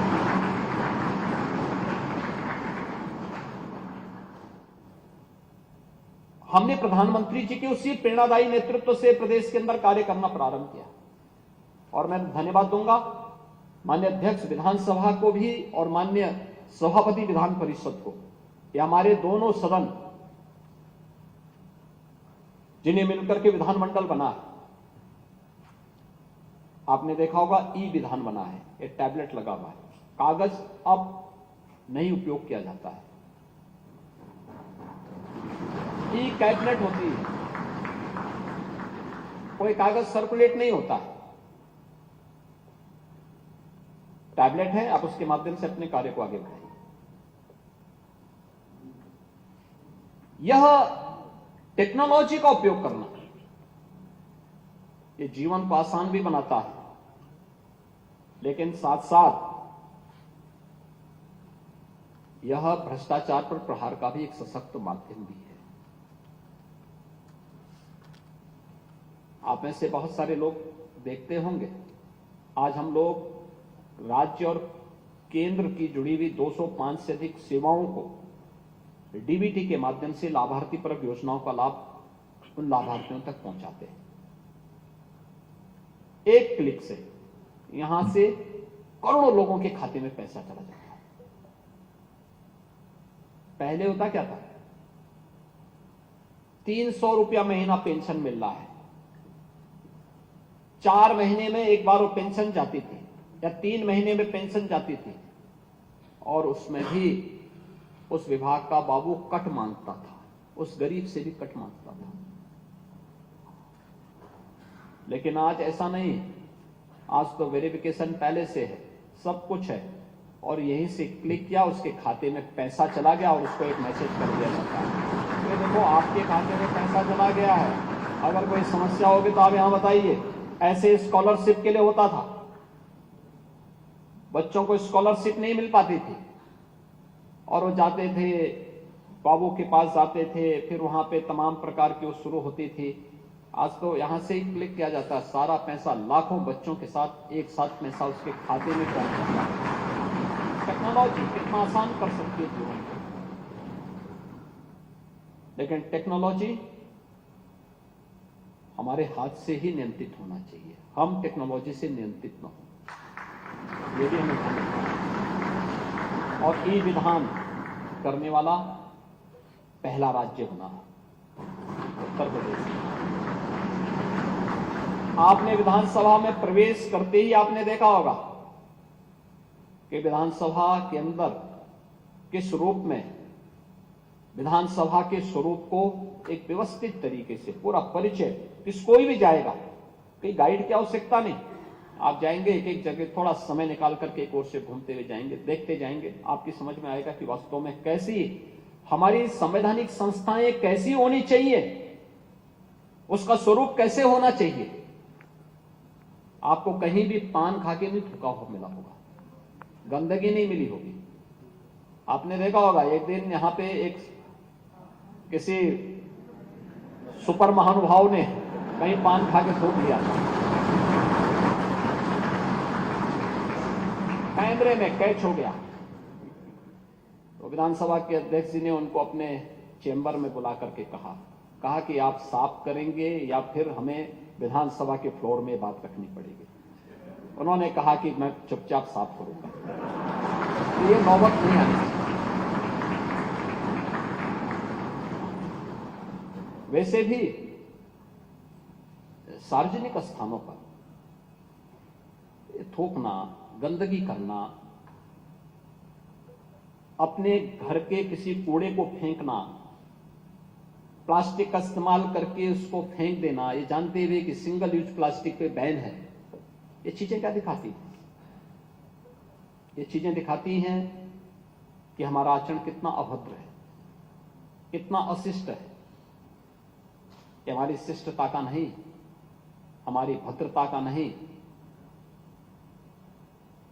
ये हमारे आचरण के एक नकारात्मक पक्ष को प्रस्तुत करता है। नकारात्मक पक्ष को नहीं, सकारात्मक पक्ष को लेकर हमें काम करना है। उस सकारात्मक पक्ष को कैसे हम आगे लेके चलते हैं, इन चीजों को देखने की आवश्यकता है। ये संस्थाएं, विधानसभा, इस विधान भवन के कस्टोडियन विधानसभा के अध्यक्ष होते हैं। इसका संरक्षण उनका दायित्व है। या किसी भी महत्वपूर्ण पद पर पहुंचा हुआ व्यक्ति उसका कस्टोडियन होता है और वह कस्टोडियन की भूमिका में उन दायित्वों का अपने कार्यकाल के दौरान निर्वहन करता है।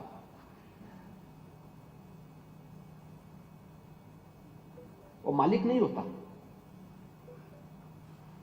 हम लोग प्रदेश में है मालिक की भूमिका में नहीं, एक सरबराहकार की भूमिका में, एक कस्टोडियन की भूमिका में, एक ट्रस्टी की भूमिका में। हमारा दायित्व ईमानदारी पूर्वक अपने कर्तव्यों का निर्वहन करने का है। ये तो हर व्यक्ति जानता है, आप भी जानते हैं, हम भी जानते हैं और पूरा समाज जानता है।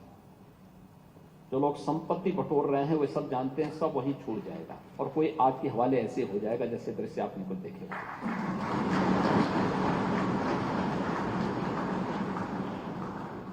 लेकिन हमारा राष्ट्रीय दायित्व भी तो कुछ है, याद रखना। इस राष्ट्र की एकता, अखंडता और संप्रभुता के साथ ही हम सबकी भी सुरक्षा जुड़ी हुई है। इस राष्ट्र की एकता को बनाए रखने का दायित्व भी तो हम सबका होना चाहिए। सामाजिक भेदभाव न हो, विभेद न हो, इस सभी की सामूहिक जिम्मेदारी बनती है। राष्ट्रीय अखंडता को कोई चुनौती न देने पाए, यह हर नागरिक का दायित्व बनता है। उस राष्ट्र की किसी भी जाति, मत, मजहब, क्षेत्र, भाषा का कोई व्यक्ति क्यों न हो, यह प्रत्येक का दायित्व बनता है कि देश मेरे लिए पहले सर्वोपरि है। मेरी जाति, मेरा मत, मेरा मजहब, मेरा क्षेत्र, मेरी भाषा बाद में, पहले देश। जब इस भाव के साथ हम कार्य करते हैं तब राष्ट्र विकसित होने की प्रक्रिया को तेजी के साथ आगे बढ़ाता है और उसमें अपने कर्तव्यों के निर्वहन के साथ हर व्यक्ति, और वो प्रवृत्ति हमें वो करनी पड़ेगी। हम अक्सर देखते हैं कि सरकारी नौकरी जब तक नहीं मिलती व्यक्ति खूब पापड़ बेलता है, लेकिन जैसे मिली उसके बाद वो मान लेता है कि जैसे कि अब तो उसका काम समाप्त नहीं, उसके कार्य की शुरुआत होनी चाहिए और अपना अच्छा कुछ करके दिखाए, अच्छा करके दिखाए। और यह जिस दिन इस प्रकार के भाव के साथ हर उत्तर प्रदेश वासी और हर भारतवासी काम करना प्रारंभ करेगा, परिणाम देगा। हम लोगों ने पिछले 8 वर्ष में यही काम किया, प्रधानमंत्री मोदी जी की प्रेरणा से यही काम हम लोगों ने किया, अलग से नहीं। कोई ऐसा हमने नहीं कर दिया कि कहीं से अतिरिक्त ऐसा हम नहीं ला दिया। हमने केवल पब्लिक को प्रेरित किया, समाज के हर एक तबके को इस बात के लिए प्रेरित किया कि भाई देखो, हमारी भी तो इस प्रदेश के प्रति कोई जिम्मेदारी है, प्रदेश हमें पहचान दे रहा है, हमें भी इसके प्रति कोई जिम्मेदारी है, कोई जवाबदेही है। उस जिम्मेदारी और जवाबदेही में बेहतर समन्वय करते हुए हम आगे बढ़े, परिणाम हमारे सामने। यह प्रदेश 17 के पहले बीमारू राज्य था, आज बीमारू नहीं, देश की अग्रणी अर्थव्यवस्था के रूप में अपने आप से।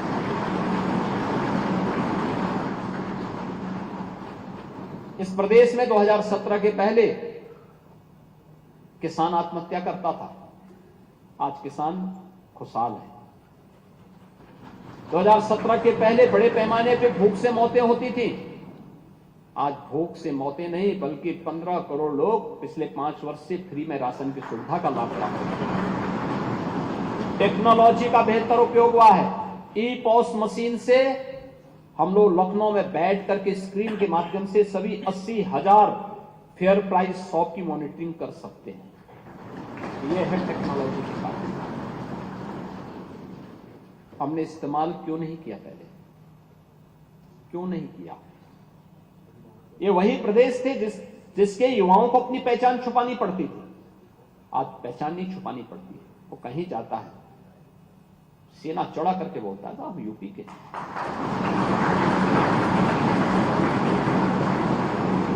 आप देखते होंगे 17 के पहले जो व्यक्ति यूपी के बाहर जाता था पहचान छुपाने के लिए मजबूर होता था, और अब बता भी दिया तो लोग बड़ी तीखी निगाहों से देखते थे।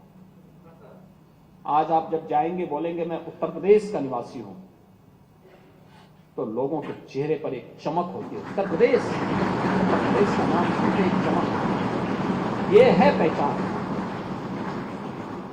इस पहचान को यूपी आज के दिन पर रेवेन्यू सरप्लस स्टेट है, हमारे पास पर्याप्त मात्रा में धन है। आज उत्तर प्रदेश की प्रति व्यक्ति आय को हम दोगुने से अधिक करने में सफल हुए हैं इन 8 वर्षों में। याद करिए 1947 से लेकर 2017 तक उत्तर प्रदेश की प्रति व्यक्ति आय 46,000 करोड़ थी एवरेज, और आज यही बढ़कर के 1,10,000 हुई है। यहां की जो जीएसडीपी थी वह 12,75,000 करोड़ की थी, आज यही बढ़कर के 27.5 लाख करोड़ रुपए से ऊपर की हो गई। क्या दिखाती है? यानी 70 वर्षों में इसको जाने में केवल 12.5 यानी 12,75,000 करोड़ की अर्थव्यवस्था उत्तर प्रदेश बन पाई थी, और 7वीं बड़ी अर्थव्यवस्था थी, 7वीं अर्थव्यवस्था देश के अंदर मानी जाती थी। आज यह देश की नंबर 2 की अर्थव्यवस्था बन चुकी है, 27.5 लाख करोड़ की है, और सबसे बड़ी यानी सबसे अधिक ग्रोथ रेट के साथ बढ़ने वाली देश की अर्थव्यवस्था उत्तर प्रदेश आज के दिन पर बना है। जब तब हो पाया जब एक टीम वर्क काम कर रही है, सभी लोग मिलकर के काम कर रहे हैं। सरकार से जुड़े हुए लोग, जनप्रतिनिधिगण, समाज से जुड़े हुए अन्नदाता किसान हो, युवा हो, सरकारी कर्मचारी हो, पुलिस कार्मिक हो, समाज के अलग अलग तबके, व्यापारी हो, उद्यमी हो, अलग अलग तबके के सभी लोगों का जब एक साथ समन्वय होता है, सभी लोग एक दिशा में चलने प्रारंभ होते हैं, ये परिणाम सामने आता है। और इसमें मीडिया की भी भूमिका है। उन्होंने सकारात्मक लेखन भी शुरू किया, एकदम लिखना शुरू किया। हाँ, अच्छा, महाकुंभ की सफलता में मीडिया की बहुत अच्छी भूमिका है। ये सभी चीजें जब एक साथ चलती है तब परिणाम सामने आते हैं, और उस परिणाम के लिए यह दायित्व अपने अपने क्षेत्र में नेतृत्व के इस गुण को विकसित करने का दायित्व आपका भी है। आप भी इसके हिस्से हैं, इससे अलग नहीं हो सकते। और युवा संसद उसी भाव के साथ आगे बढ़ रही है।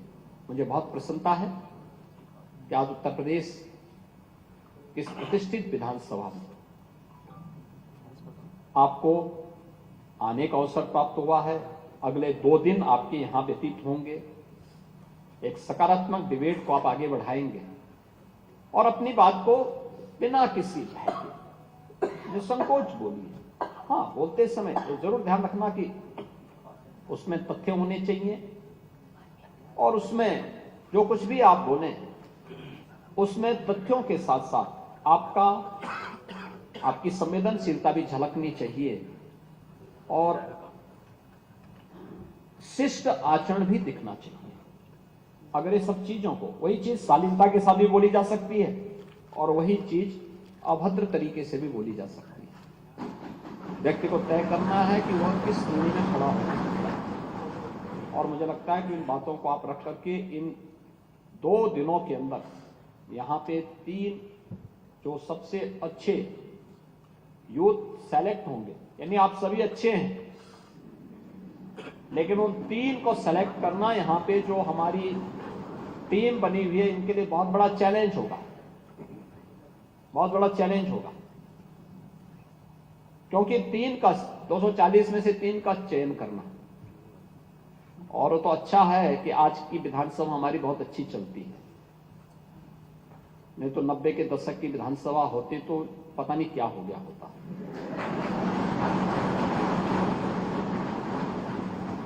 तो इसलिए विधानसभा अच्छी चल रही, तो मैं मानता हूं कि आपकी जो डिबेट होगी बहुत अच्छी होगी।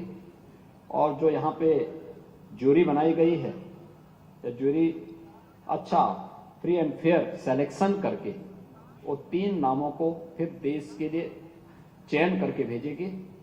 आप सभी आए, आपको मैं बधाई देता हूं, आप सबको मैं शुभकामनाएं देता हूं और विश्वास करता हूं कि आप सब जीवन के अपने क्षेत्र में पारंगत हों, नेतृत्व का गुण विकसित करें, अलग अलग क्षेत्र में उत्तर प्रदेश भी और देश भी लाभान्वित हो। इस विश्वास के साथ मेरी मंगल में शुभकामनाएं आप सबके प्रति हैं।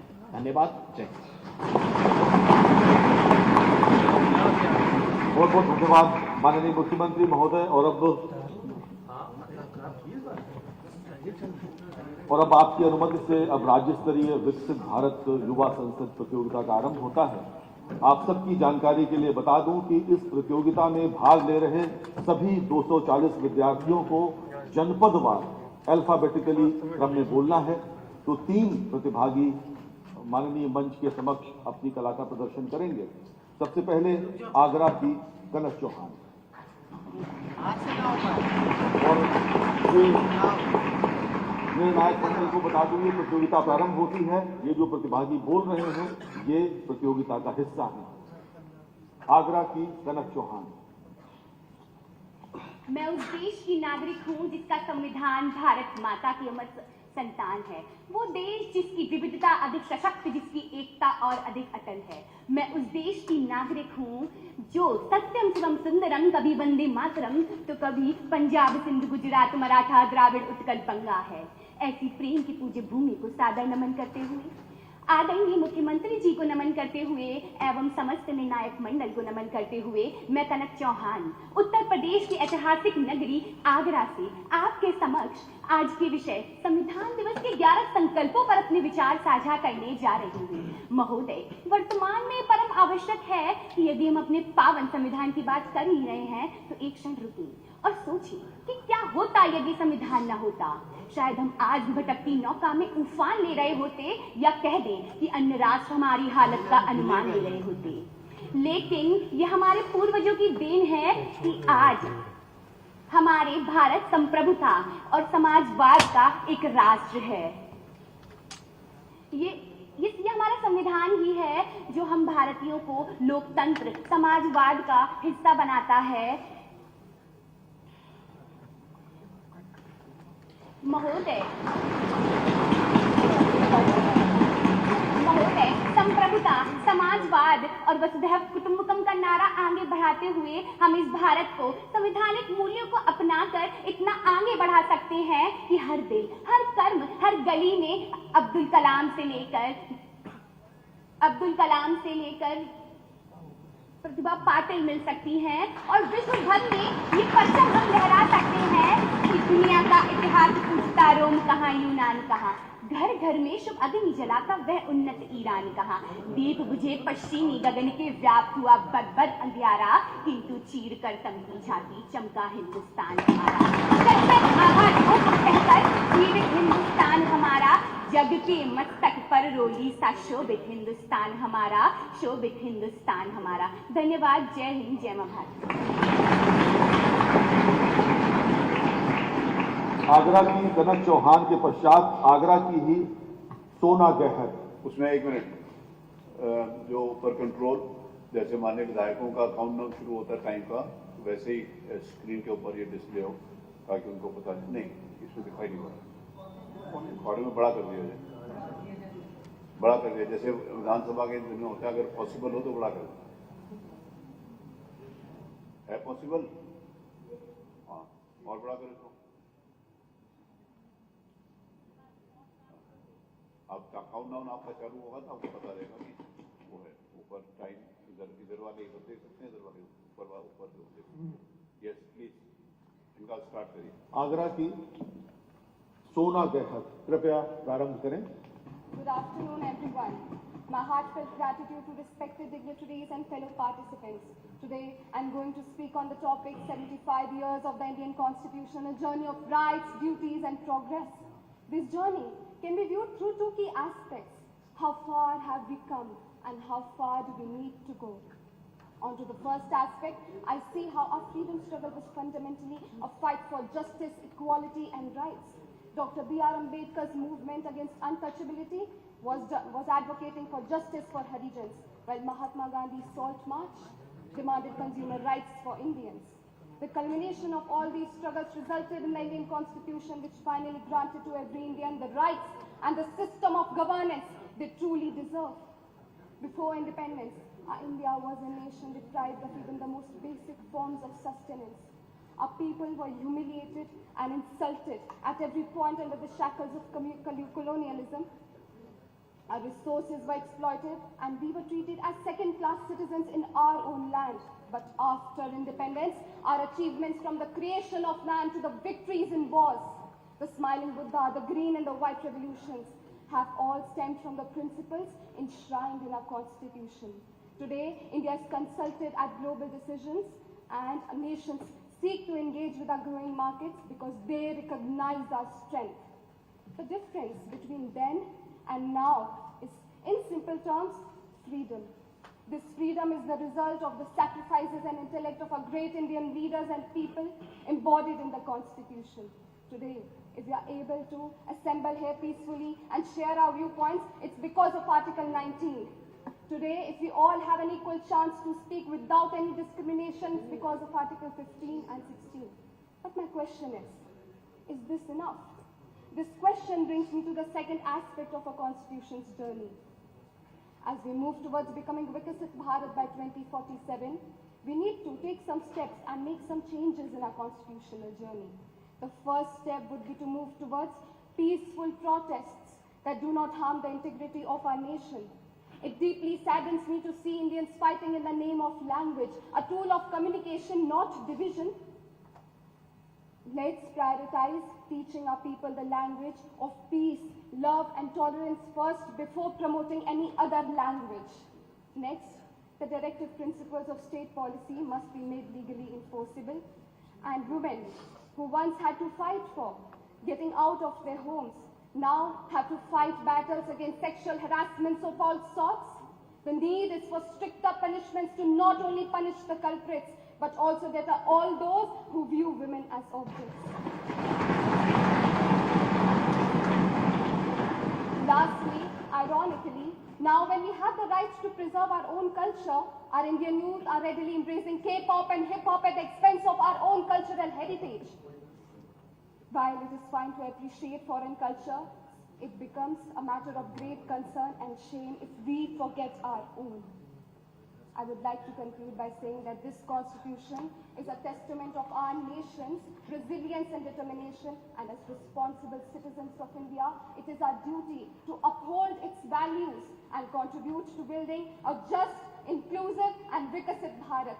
Jai Hind, Jai Maa Bharat. और अब आगरा के ही आर्यन देव पाथरे।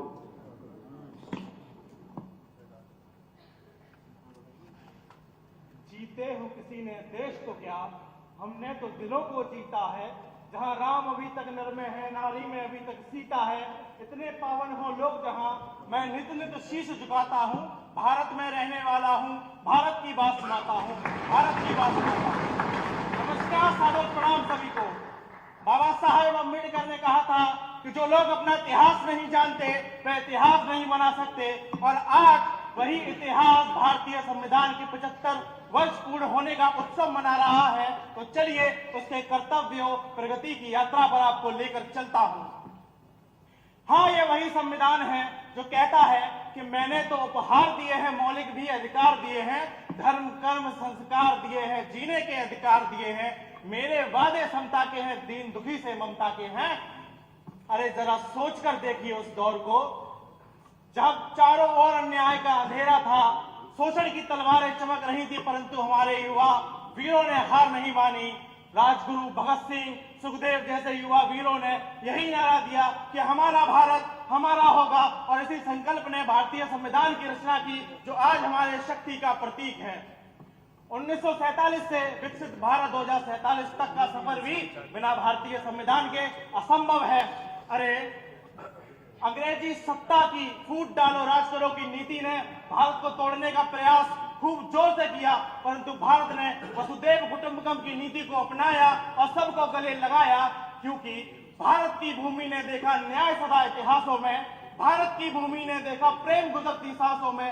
भारत आने वाले भारत का होकर रह जाता है और सबको गले लगा ले, ऐसी प्यारी भारत माता है, ऐसी प्यारी भारत माता है।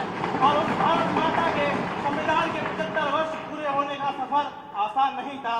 बंटवारे की त्रासदी, गरीबी की मार, जगह जगह पर चुनौतियां थी, पर संविधान ने कहा कि उठो, जगो और अपने हक के लिए लड़ो। उसने हमें तलवार और ढाल दी, न्याय, स्वतंत्रता और समानता की। महोदय, जब मैं एक भारत श्रेष्ठ भारत को सोचता हूं तो माननीय अटल बिहारी वाजपेयी हृदय को खोल देते हैं कि आजादी अभी अधूरी है, कैसे उल्लास मनाऊं मैं, थोड़े दिन की मजबूरी है। दिन दूर नहीं, खंडित भारत को पुनः अखंड बनाएंगे, गिलगित से गारो पर्वत तक आजादी पर्व मनाएंगे। और स्वर्ण दिवस के लिए आज से कमर कसे बलिदान करें, जो पाया उसमें खो न जाए, जो खोया उसका ध्यान करें, जो खोया उसका ध्यान करें। और बात यदि युवा वर्ग की करूं तो आज की सभा इस बात को चीख चीख के बता रही है कि युवा वर्ग इतिहास के लिए कितना जरूरी है और भविष्य के लिए भी। अंत में युवा साथियों का आह्वान करते हुए विदा लेना चाहूंगा कि हम वीर शिवा हम छत्रसाल, हम वीर शिवा हम छत्रसाल, इस अमर दुर्ग के द्वार पर हृदयों में आंदोलन विशाल, हाथों में थाम कल की मशाल, हम रणभूमि पर शत्रुपाल, तलवार एक कर एक ढाल, हृदयों में आंदोलन विशाल, माथे पर शोभित तिलक लाल। हम वीर पराक्रमी महाबली, हम भारत माँ के नौनिहाल, हम भारत माँ के नौनिहाल। जय हिंद, जय भारत।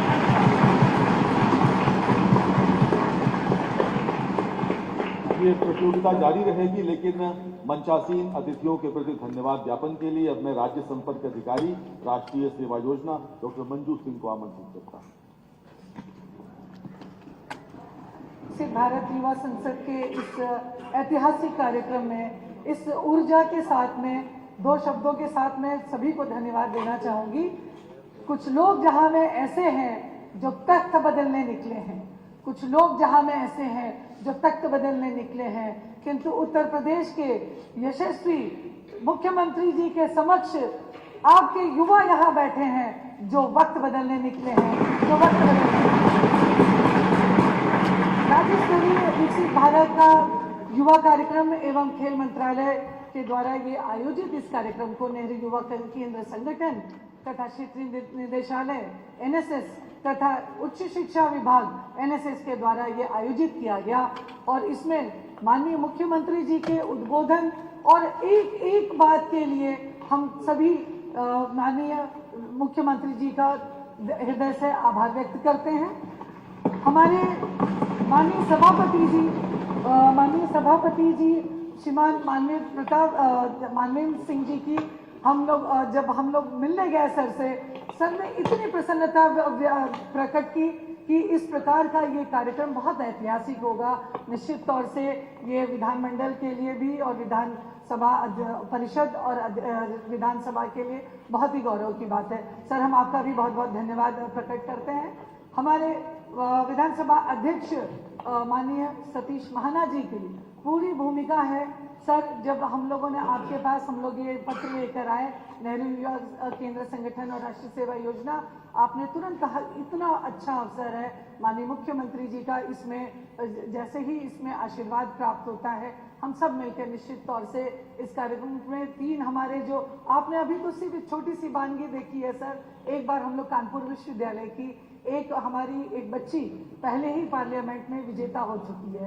तो निश्चित रूप से उत्तर प्रदेश के सभी जो युवा यहाँ आए सर, मैं अपनी बात को जरूर कहना चाहूंगी कि बच्चे कह रहे थे कि मैडम सबसे बड़ा सौभाग्य होगा क्या सर के साथ हमें अपनी एक सेल्फी लेने का मौका मिलेगा।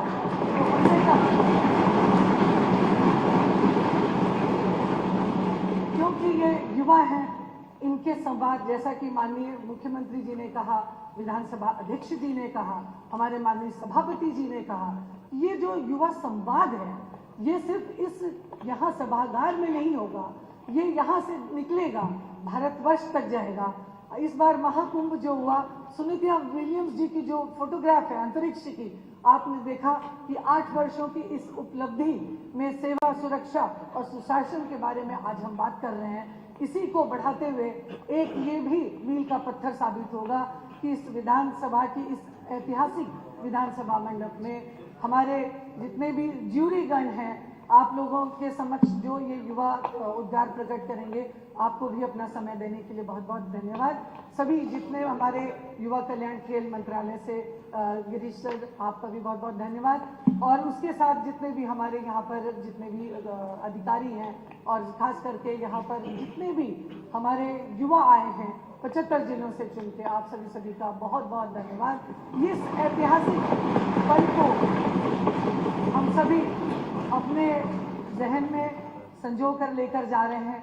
जिस प्रकार राष्ट्रीय सेवा योजना का प्रतीक चिन्ह एक नीला ब्रह्मांड को दिखाता है और उसमें लाल ऊर्जा को दिखाता है, हम सभी संकल्पित होकर माननीय मुख्यमंत्री जी आपको बताना चाहेंगे कि 3,21,000 की जो संख्या उच्च शिक्षा विभाग NSS की है और नेहरू युवा केंद्र संगठन की जो हमको मिला के 1 करोड़ की संख्या है, ये संकल्पित होकर मेरा माटी मेरा देश, हर घर तिरंगा और इस प्रकार के सभी सिंगल यूज प्लास्टिक के बारे में बात करते हुए, युवा संसद में पंचप्रण की बात करते हुए आज ये जो हमारी ऊर्जा है यहाँ तक पहुँच चुकी है। आप सभी को यहाँ पर सभी आयोजकों को बहुत बहुत धन्यवाद। जय हिंद, जय भारत। बहुत बहुत धन्यवाद। माननीय मंच का प्रस्थान हो रहा है। आप सब अपने स्थान पर बैठे रहें, कृपया आप सब अपने स्थान पर बैठ जाएं, क्योंकि आप सब के लिए बहुत अच्छी बातें कही गई कि जिंदगी की असली उड़ान अभी बाकी है। जिंदगी में कई इम्तिहान अभी बाकी हैं, अभी तो नापी है बस मुट्ठी भर जमीन, अभी तो सारा आसमान बाकी है।